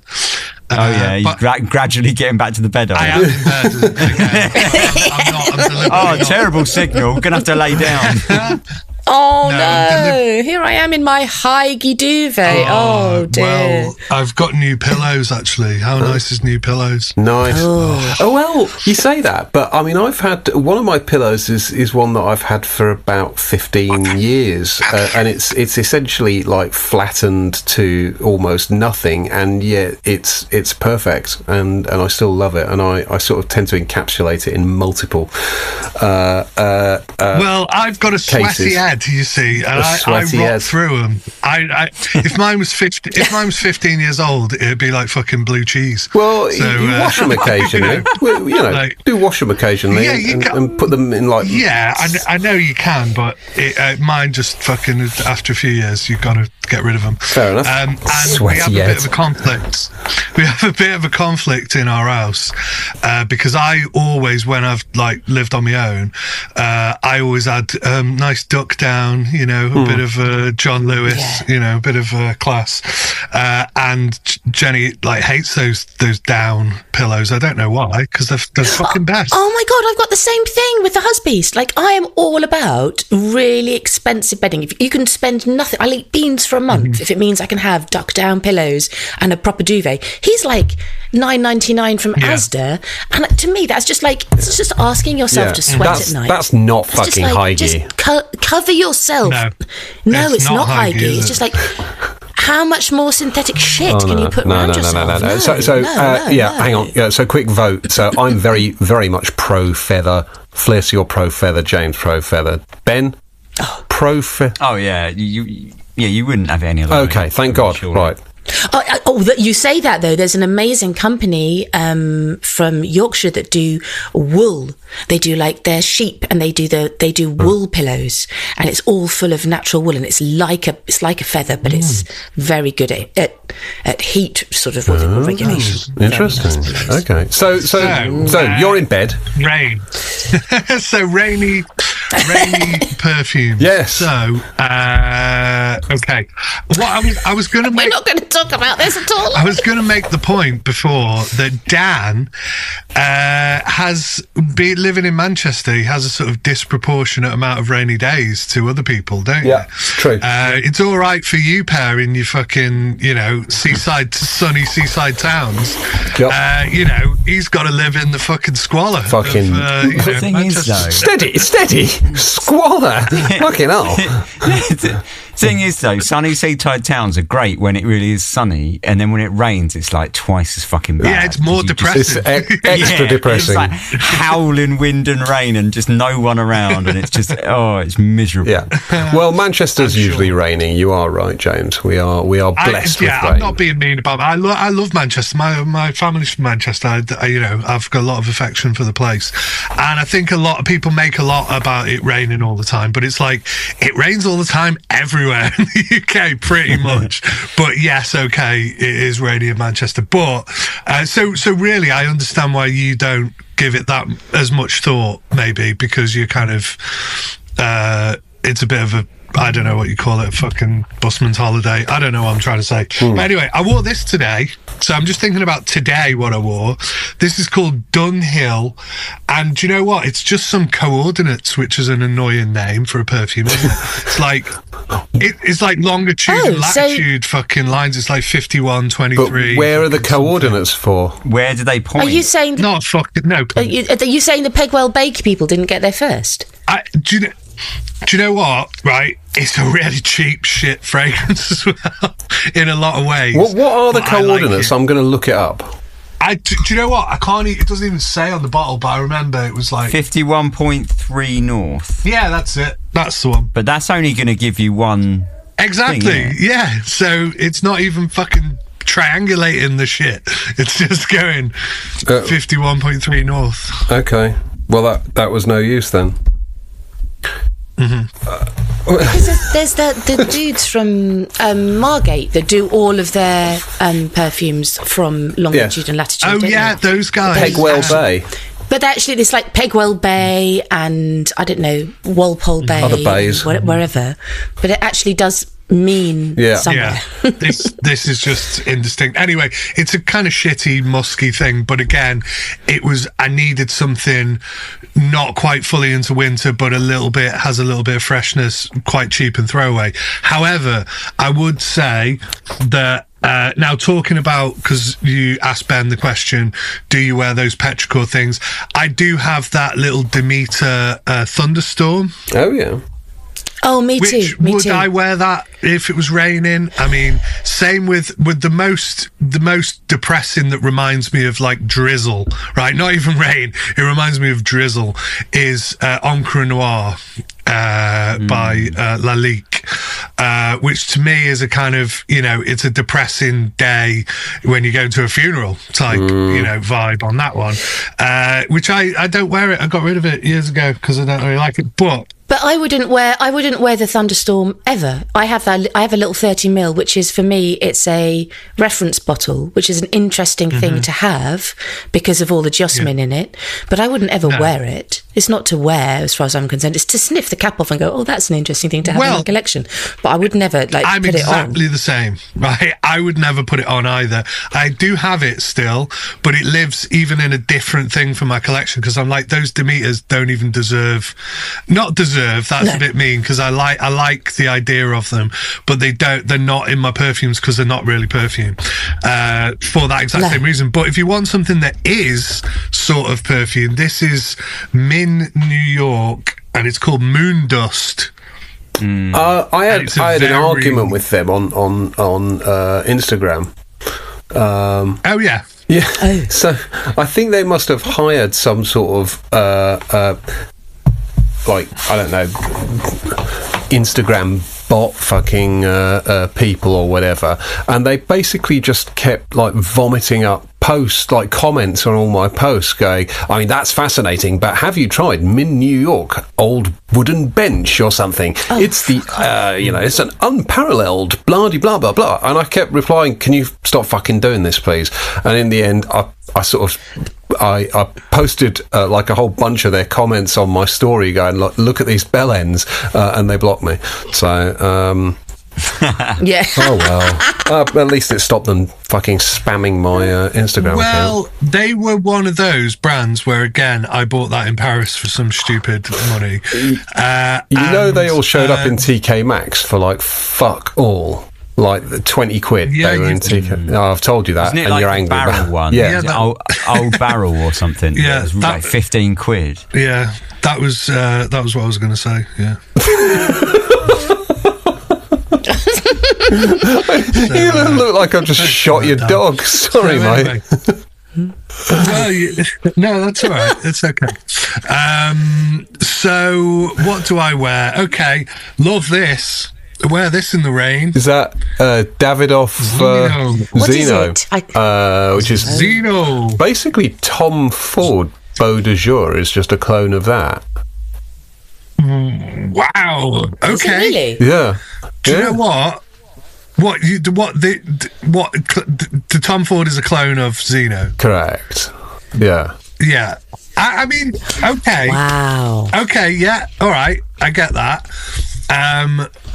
What's interesting, because what's interesting about Beau de Jour is that it does have loads of patchouli in it, right? Which you would think, oh, that's not traditional in a fougere. Well, it is. It's allowed to be in there, and I think another one that does it with a quite heavy dose of patchouli is the Hubigant one, Fougere Royale. Yeah. Fougere Royale, which does have that, and that has, Beau de Jour has similarities in that direction as well. You sounded very game show there. Fougere Royale! Come on down! Fougere Royale, but I would say, I do get that from it, but I'd say this has even more of even less of a fougere direction, right? Because I could say you could wear this and go, I don't really get the fougere part from it, because I sort of, I don't know, my focus is more, I see this as like a patchouli forward fragrance rather than it's a fougere with a heavy dose of patchouli. But now that you say it, yes, okay, I get that. I love it though. I love that fragrance. So things like that, or maybe something like this. I mean, this is tipping into winter, but maybe Slow Dive by Hiram Green, which is that the honey beeswax. Yeah. Oh, it's insane, man. It's so good. Like, I'm. Go on. Just on Hiram Green, he was Hiram Green did some sort of post about how you don't need to give your brand a fancy brand name, just name it after yourself. And I was like, yeah, that's cool if you've got a cool name like Hiram fucking Green, mate. That's an awesome name. Bad advice, I would say. It's also bad advice, because then what happens if you end up selling your brand, like someone like Roger Dove or Joe Malone or who's the perfume H? Lynn Harris. Miller Harris. Yeah, Lynn Harris. If you then have your name as your brand, and then you have to then go and do something else, so like Joe Malone now does Joe Loves, Miller Harris does Perfume H, but your name is still out, and that brand can release does Lynn some Harris shit. Not have anything to do with Miller Harris any longer? I don't think so. That's why she's Perfume H. Let me double check. I thought she did both. I would hang my hat on that. Hang on, because I got a new Miller Harris one this week. It's called Legato, and it's very sweet. And very. Do you know what legato means? Is it a musical term? Yeah, it means when you play the notes smoothly with like as one phrase, like smoothly into one another. It's the opposite of staccato, which is like ding, ding, ding, ding, ding. Got it. Legato's like do, do, do, do, do kind of thing. Right. Nice. I can see that being very legato. Oh, it's now a partnership. According to Neo Investments, it's now a partnership. What happens if your name is Wally Dingleford? Yeah, but I don't think she does all the perfumes anymore, though. Like Wally Dingleford, eau de parfum. That's not going to work. Do you know Wally Dingleford? No. Lucky. He sounds like a psycho. Yeah. I wouldn't buy his perfume. No, and this is apropos of nothing at all, but I remembered. I won't tell you that story because James wants to tell us about Serge Luton. No, you tell the story. Sorry, I was just showing that off. So I remember having a disagreement with someone about an Aaron Terence Hughes perfume, and I said that the guy's such a fanny, and he said, well, it doesn't bother me at all who the person is. If the perfume is good, the perfume is good. I was like, well, yeah, but that's not true, is it? Because it's easy to disprove that. And this particular person I was arguing with was black, and I said, would you buy a perfume from David Duke, the sort of leading light of the Ku Klux Klan? And he was just like, he couldn't allow himself to be proven wrong, so he was like, yeah, if it was good perfume, I would, yeah. I was like, no, you fucking wouldn't. It's just like absolute nonsense. Yeah, of course I would. Anyway, yeah, I have some very strange arguments about perfume with people. So it fucking sounds like it. Can I just do can I just do a clarification about Lynn Harris? So she sold a large stake in 2014 to focus on her new venture.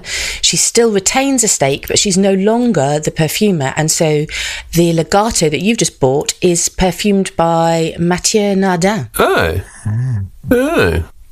Fair enough. I mean, let's just go back to Dan. So this random man that you're arguing with, who's an Aaron Terence Hughes fan, you're like, so you, as a black man, would not buy the KKK leader's perfume? Am I getting this right? Sort of. No, it was me. He was claiming, his claim was that the actual perfumer and the people behind it were completely of no interest to him whatsoever, didn't care who they were. He would buy the perfume if he liked it, and wouldn't if he didn't. And I said, I can disprove that very easily. Would you buy a really great perfume if it was, essentially developed, funded, and sold by the KKK? And clearly you wouldn't. Anyone with any sort of semblance of conscience wouldn't. But he was like, yes, I would. So like, no, you're just an extremely stubborn and silly person. And that was the end of that argument. I can't believe you made that argument there. So I studied. Like, I'm going to back you into a right corner. Well, here. Okay, but okay. So I studied maths at university, and one of the things you do in sort of proofs is you look at a hypothesis and you just say, well, can I disprove this?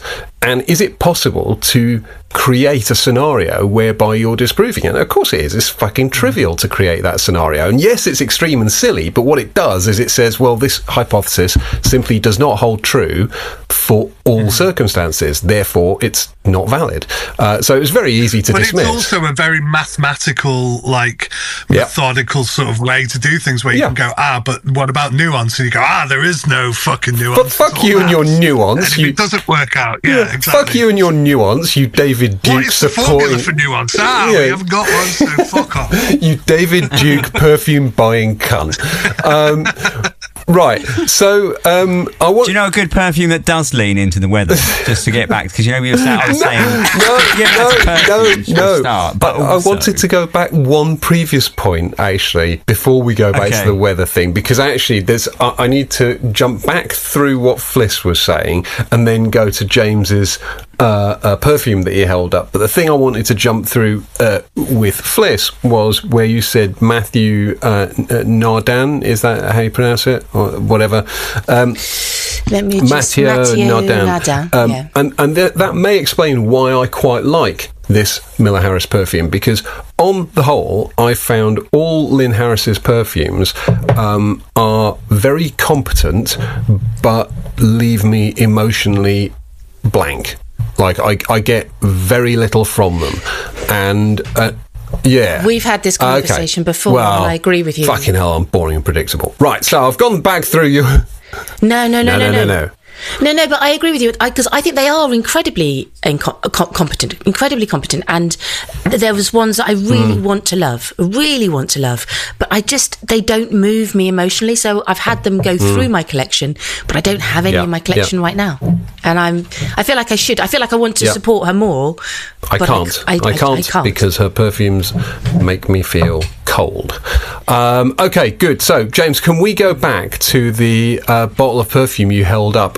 Must have been about 40 minutes ago now.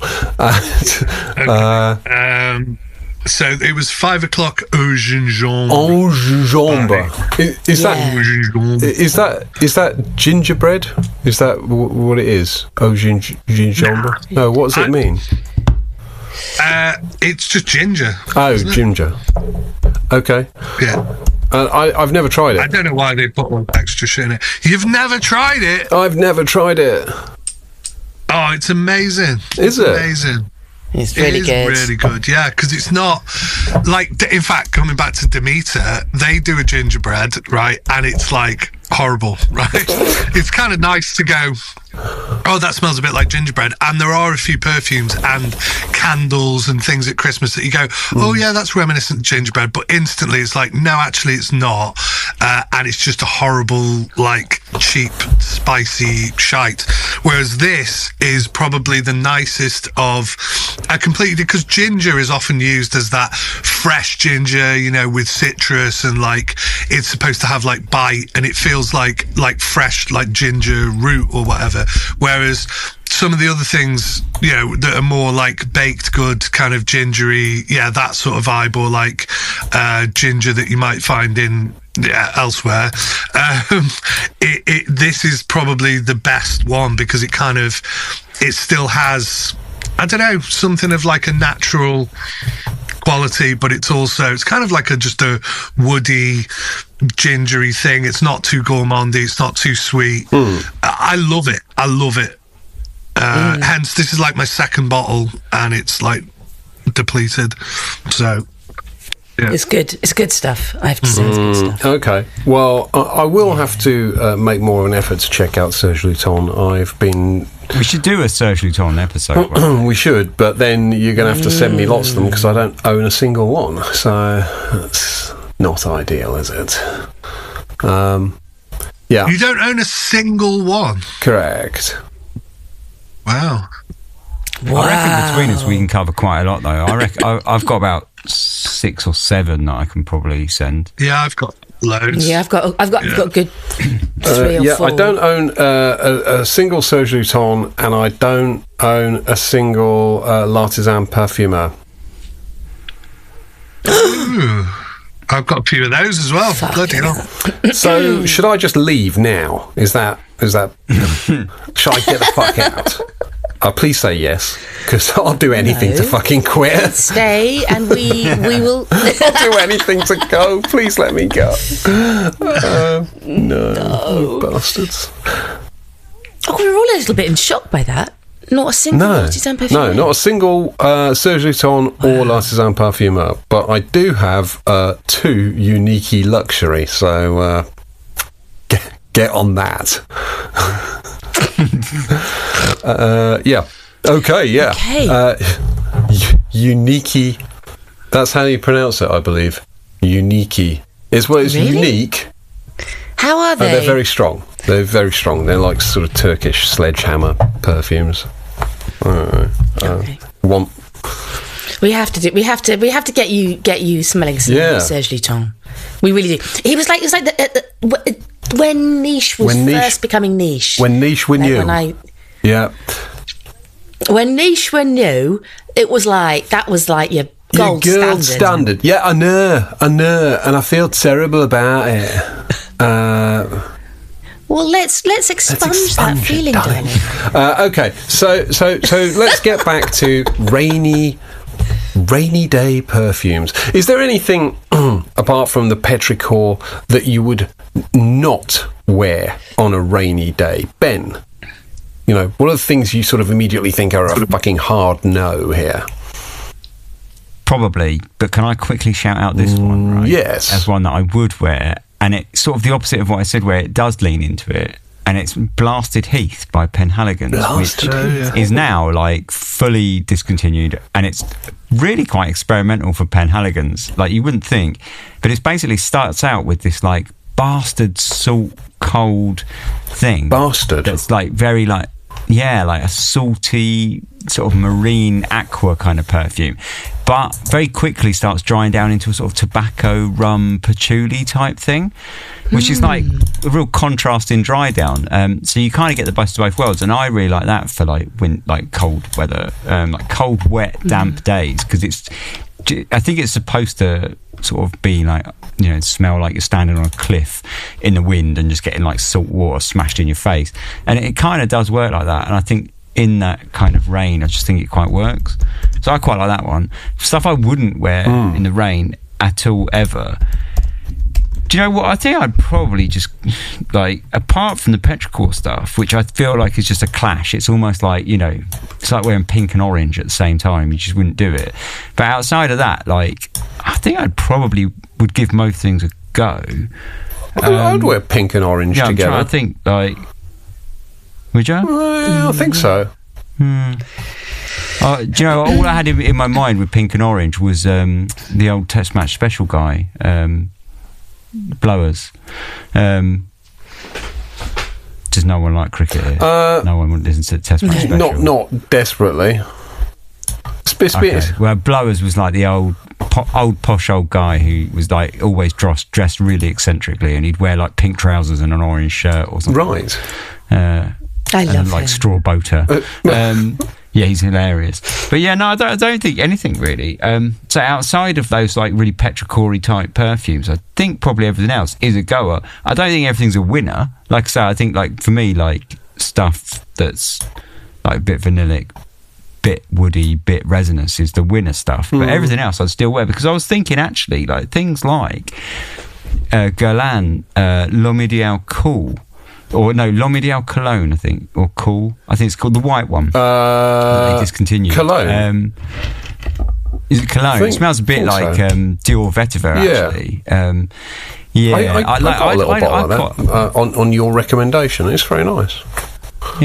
Yeah, I'd wear that in the rain. I think that would work, and that's quite the opposite of what we've been saying. That's quite fresh and quite light and quite cool. But I still think stuff like that would probably work. Still has a cozy base though. Still has that higgy. Still has that higgy base going on. It does. Yeah. Florals in the rain, I don't think really work sometimes. Yeah, like those. I was about to say that those really big, heavy florals like Songe or Amouage Figment or any of that really big.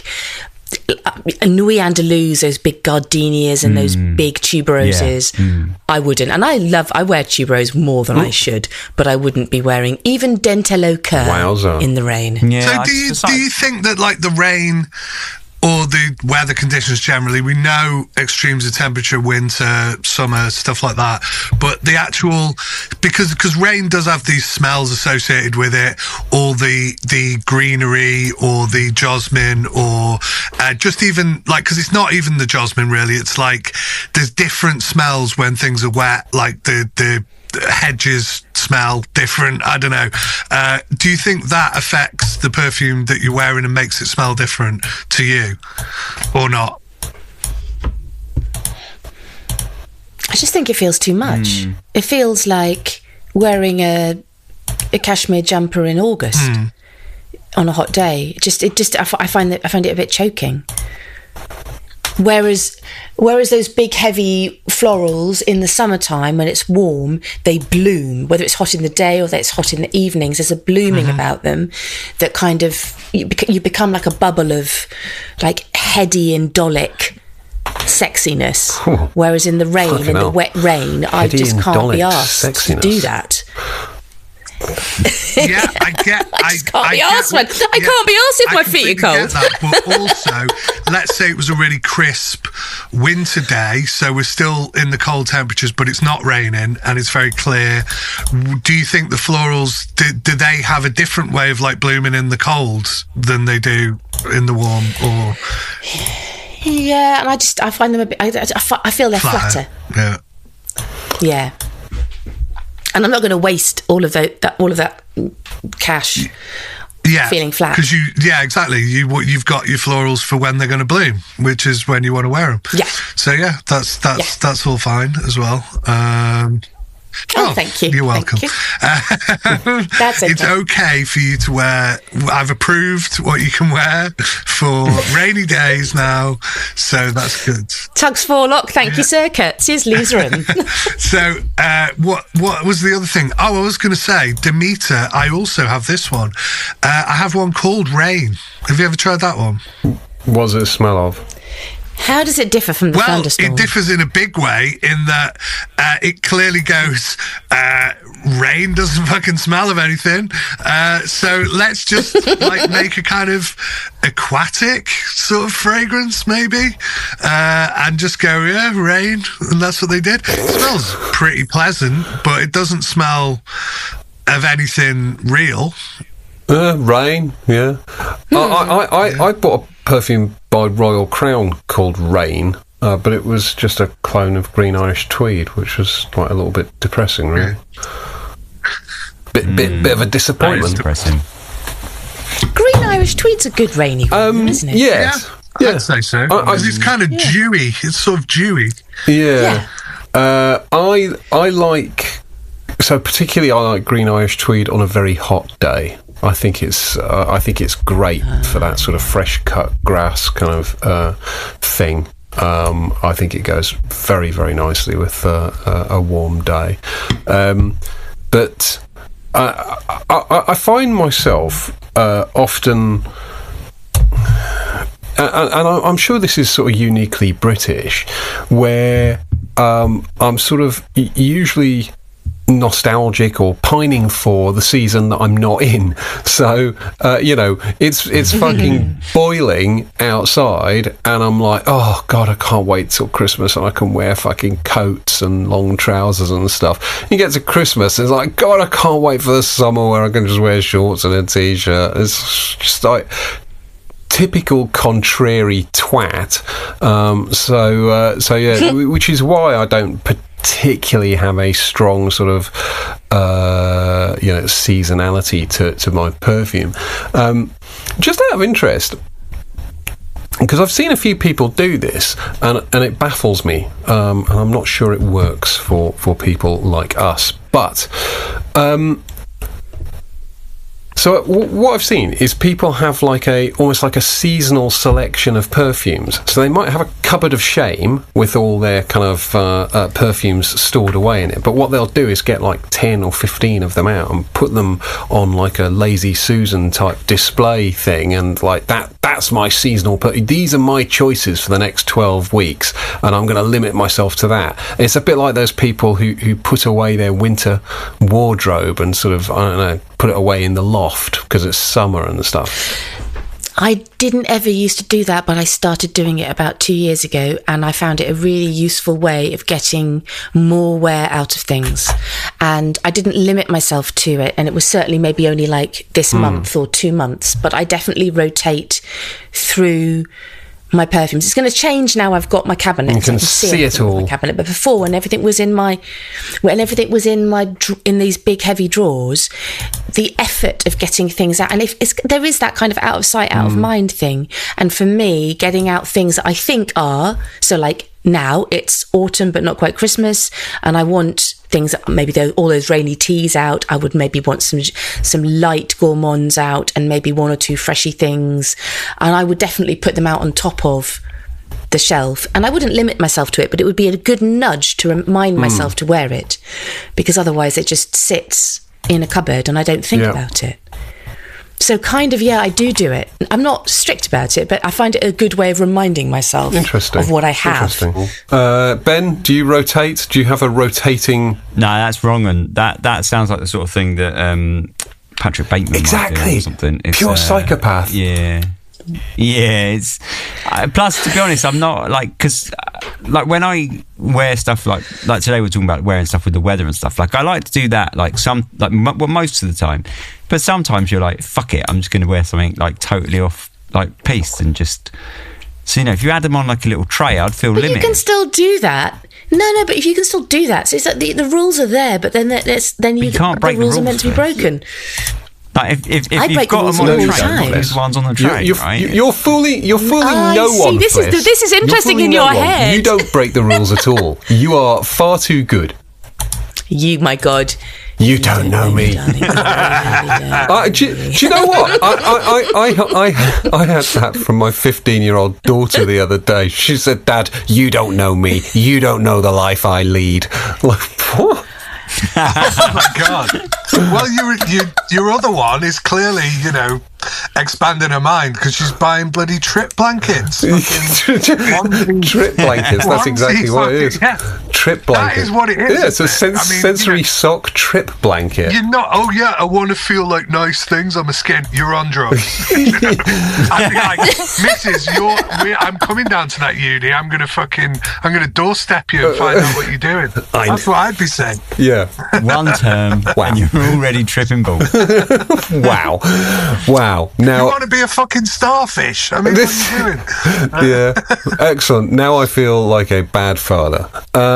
Okay, so we don't do the seasonal collection thing, or Fliss does, and then she breaks her own rules, despite being quite clearly a rule-abiding type at heart.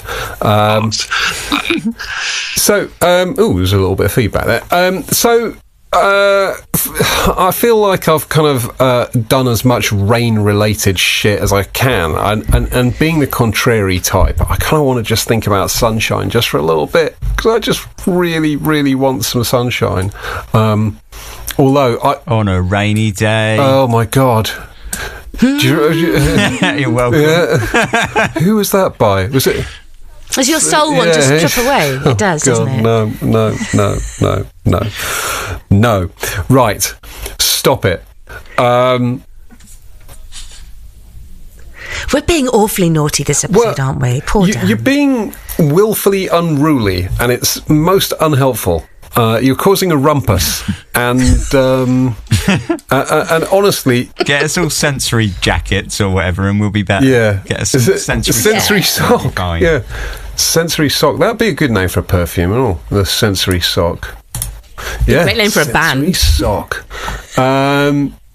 So if it was sunny. If it was sunny right now, if you woke up tomorrow and it were not fucking miserable and rainy, and I virtually guarantee it will be miserable and rainy for the foreseeable future, certainly in Manchester, but if it were not, what would you be looking forward to wearing? What would you leap out of bed and go, yeah, I'm going to put that on? And I can answer that for me, because I really want to wear Louis Vuitton Symphony, which is...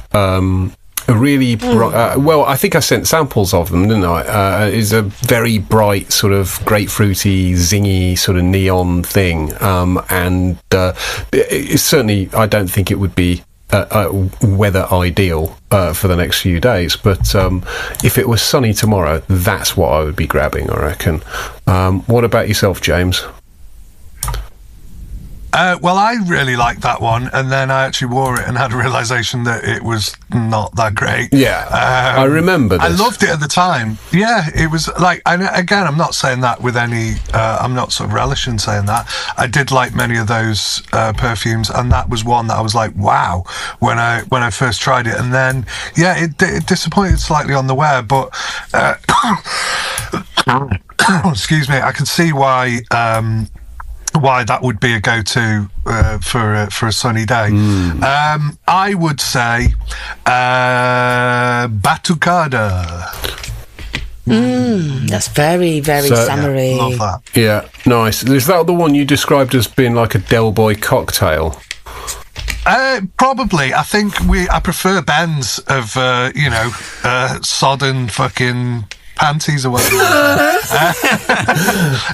No, it wasn't quite that sordid. It was like wet bikini, like salty bikini. It's just come out of a vending machine in Japan. Because we know you're into that's a movement. That's quite a movement. Forget your hygge. Imagine all that shit. Jesus Christ. Where was I? Yeah, so that, because it's a wonderful perfume, that is. Really good. Fliss, it's sunny tomorrow. You get a breather from this shitty fucking British rain. So it's what are you wearing? Sunny, but autumnally sunny. Yes. I would wear a couple of Decitas. I would probably wear Erewhon or Pavilion d'Or. And I would also probably have a last couple of spritzes of that Sand and Skin that we keep wobbling on about. Oh, did you see they had on All Beauty earlier? They had 100 ml bottles of that discounted to 150 quid and then 20% off with a code. Which is really pretty decent value. I've really been enjoying that. In fact, it occurred to me today to womble on about that, but then I remembered we talked about it in the first half, which to everyone else was 20 minutes ago, but to us was last week sometime. Last week. Yes, it's all very confusing. Good. Okay, so Ben, what are you wearing if it's sunny tomorrow? I was going to say Le Pavilion d'Or by Decita, because a lot of those like florals by Decita, they just get forgotten in the winter, and I sort of drag them out in spring, and it's really nice, but I sort of forget about them over the whole of the winter, really. So that I do look forward to that. So if it was sunny tomorrow, it would be that, I reckon. And there's something still, even though I think of them as quite summery, but they're also so green that the greenness, I think, still lends itself to this part of the season. Certainly that Erewhon one. There's a smokiness, there's a smokiness to them as well. Like an evening-y smokiness. You were saying you like tea, and that Erewhon one had tea, if I remember rightly. And a kind of hay. It's hay. So it's kind of green. Hay, that haily feel, It's great, that perfume. Nice. I might... Is that the one I bought off you, Dan? I can't remember. I've got. I think I've still got one or two Decitas, Erewhon, and there's another one which is quite similar to it.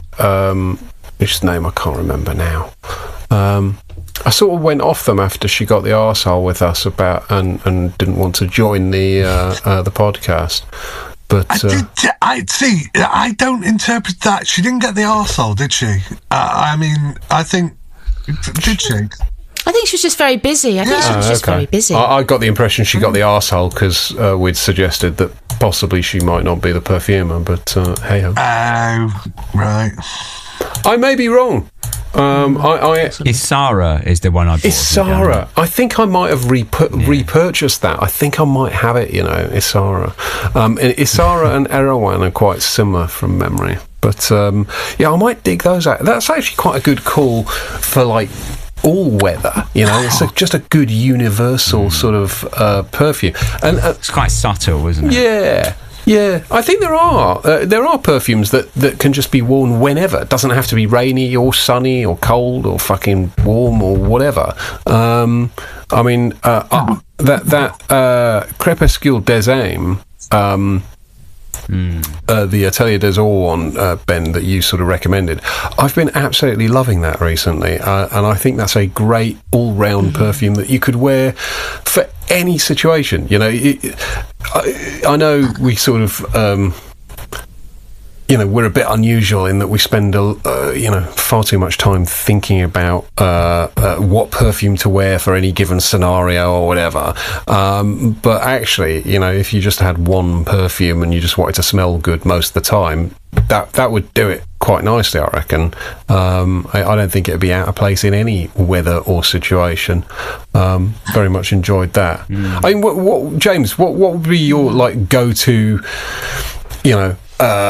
use it for everything type perfume? Oh, well, I mean, I do have I was thinking about this. I told you last week, or maybe in the first part, that I was thinking about posts to do.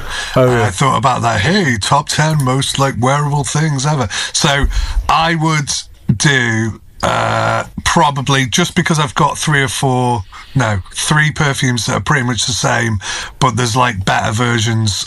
They're basically the same thing. Which would be Pacha de Cartier. Nice. Love that. And also a perfume that came out a similar time to it. They may be clones of each other. Ralph Lauren Safari, the men's one. They're just fantastic, like amazing formula, sort of leathery, sort of fresh, but a movement away from that like 80s sort of powerhouse men's thing into more of a 90s thing, and then it just kind of been ditched, and like, yeah, that seems like old hat now, but it's amazing. Like the Pacha is the best one, and then there's other variant kind of things that I would say are sort of peripherally similar, like maybe a Tom Ford, the original Tom Ford for men. Stuff like that that's just dead staple, just dead easy to wear. You just go, yeah, this is good, I'm going to smell good all day. No one can really dislike this particularly, not that I care, but you know what I mean. You want to be like universally something that's just like, I know it smell great and they like perform well and all that kind of stuff. So yeah, something like that. Pacha de Cartier. Oh, nice. Yeah, you smell great. I know. Of course I do. Yeah. That is my answer. It's like, yeah, no. I fucking know.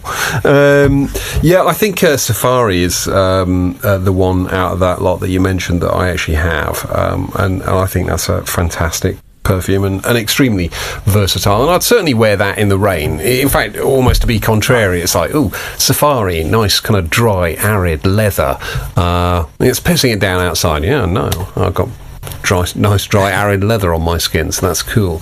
Yeah, I mean, just to prove that I will wear anything anywhere, I wore like a fucking boatload of Ombre Nomad yesterday and went to the gym, so I don't really care about anything. I now have 3 bottles of Ombre Nomad because I'm a fucking idiot, and I do stupid shit when I'm drunk. You could have got Noted Aromas. What are you doing? Yeah, I'm hoping to appear on their podcast. Yeah. Oh, I saw the worst one the other day, and it reminded me, because I was like, oh, yeah, I took that down. It's someone going like, oh, it's one of those fake podcasts. Yeah, I'll have to send it you. And it's basically this like, it's almost like they've got the person on to grill them. So this woman's going, so you're just really ripping off these brands, aren't you, and like doing this, and she's being really combative with this guy, and he's just basically like, I'm from Noted Aromas, I'm just going to fucking explain why. Well, have those people got that kind of money? And giving all the usual shite excuses as to why clones are okay. And I think what's the worst thing is that this is not a real interaction. It's not a real podcast. If this really was somebody grilling someone, I'd be like, yeah, you know, good for you.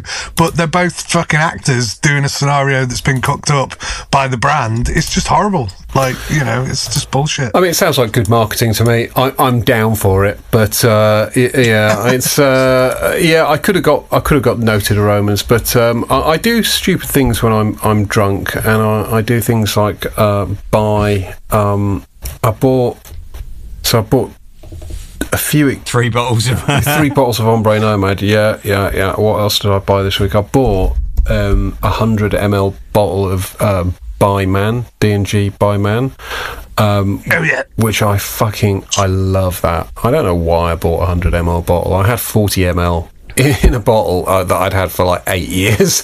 I just like worn it 3 times. I was like, no, I need 100, must have 100. So that was utterly stupid. And then I'm pretty sure I found last night a bottle of Tiffany for men, which is a pretty old school old school shiznit.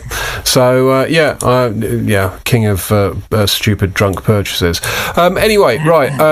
So we've covered perfumes to wear when it's rainy, perfumes to wear when it's sunny, when you expected it to be rainy, and all-round perfumes. Are there any other variations on rainy-based perfumery that you feel we've not covered that perhaps we should? I mean, Ben, you're usually good at dreaming up some unexpected angle. No, but like a perfume that fits like any scenario that I think is excellent, actually, that I reckon you could wear. It's got a bit of everything and you could wear it any time. Amarud, White Hinoki. Oh, yes. Like, you could wear that any time and it would fit. Any time, any place, anywhere. Any scenario. Yeah, 100% agree. It's gingery, blood orange loveliness with white woods and, big believer in that perfume. Not that I wear it a lot, not that I wear any perfume a lot, because I'm an absolute fucking knob. It's in the bag in the room. What's in the bag in the room? Sorry, my son just interrupted. It was his birthday yesterday. Oh, and, happy birthday. He got a new Yoto, so he's 8 now. And it's like a little radio thing that plays little audio books. I just wanted to know where it was. Right. Sorry, I should have muted it, but he just bobbed in. Yeah, well, it's all right. All very cool. So he's just turned 8. It's a great age. They still think mum and dad are great. Trust me, by the time they get to 15, they think mum and dad are cunts. Or at least mine do. I hope that doesn't happen. Yeah, well, I hope that doesn't happen. But I know what you mean. It's it's going quick. And they had a party yesterday, and not again. Not doing that. No, not doing that again. Because we had them around the house and we went out as well. I was like, can't we just go out? You know what I mean? And everyone pick up and all that rather than dropping them all off. And oh god, yeah. Yeah, but I say that, but I do like kids really. But I'm not keen. They just shut up and toe the line. Yeah. But they rarely do that. So yeah, that's what they do. They willfully unruly, like you lot, really. A willfully unruly bunch of bastards. Okay, so what have we not covered that we should? Fliss, thoughts? Good. I am so glad. I'm so glad we have your approval. I'm being a good girl. Oh, really? What rules are they? Okay, James, what do you feel that we have not covered that we should? Nothing really. I think we've exhausted rain as a topic pretty well, Okay. And I just think that we should just plead with the fans we've got left to just carry on listening, and we'll do something where we all sniff things next week, maybe. Or, I think I do rain want was to okay. say.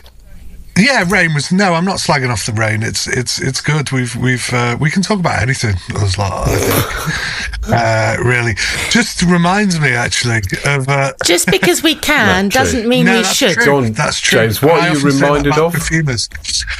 Well, it's coming back to the sensory sock. It's nothing to do with perfume, obviously. It's just someone came around to my house. I'm assuming it was. No, when was it? I don't know, a few months ago or something. And I just got the shower, and I could hear him downstairs, like milling about, talking to Jenny, and something reminded me before we were saying about something. Anyway, so basically, I just came to the top of the stairs because he's like shouting me, and I had to put a sock on my willy. Like the Red Hot Chili Peppers. Yeah, they did gigs back in the day. Yeah, and they used to put socks on the willies. I did that, and he was quite shocked. But he's he's seen it all before, shall we say? And he's been telling all the mums at the school gate that I've got a massive willy. But I was like, it was a sock, Ken. It wasn't that wasn't actually my penis. My penis wasn't filling that whole thing. Do you know what I'm saying? It was like an exaggerated phallic. So yeah, that's my sensory sock story. Oh God! But I'm happy for the rumours to go around. I'm happy for those rumours to go around. This is ridiculous. This is So we'll be back next time. Cheers for that. Wow. Stick with us. Well, thank you for that. So my mate came round and I put a sock on my penis. That is possibly the most James thing I've ever heard. Well done. I am truly. Cheers. Yeah, no, I'm stupefied by that. Well done. Good. Okay. Well, look, on that penis bombshell, I think we should probably wrap up this highly sophisticated and well constructed episode. Thanks for bearing with us through all of this bullshit. And just a reminder, by the way, we are aiming to try and get some more Patreon content out. Unfortunately, we all live pretty busy lives, and there is a bit of a reality here that we're making this absolutely fucking dreadful podcast, I'm afraid, but we're making this absolute crap. Of course, we don't get paid to do it. In fact, it costs us money to put this out because we have to pay for our recording fees and all that kind of shit. So if you are able to support our Patreon, please do so, and we will try and get some more Patreon content out soon. So there's me shaking my begging bowl at you fuckers. Right. I guess that just leaves me to say thanks very much for listening, and we'll be back just as soon as any of us can be fucking arsed on the next episode of Les Oderants. Bye! Bye! Hooray, bye!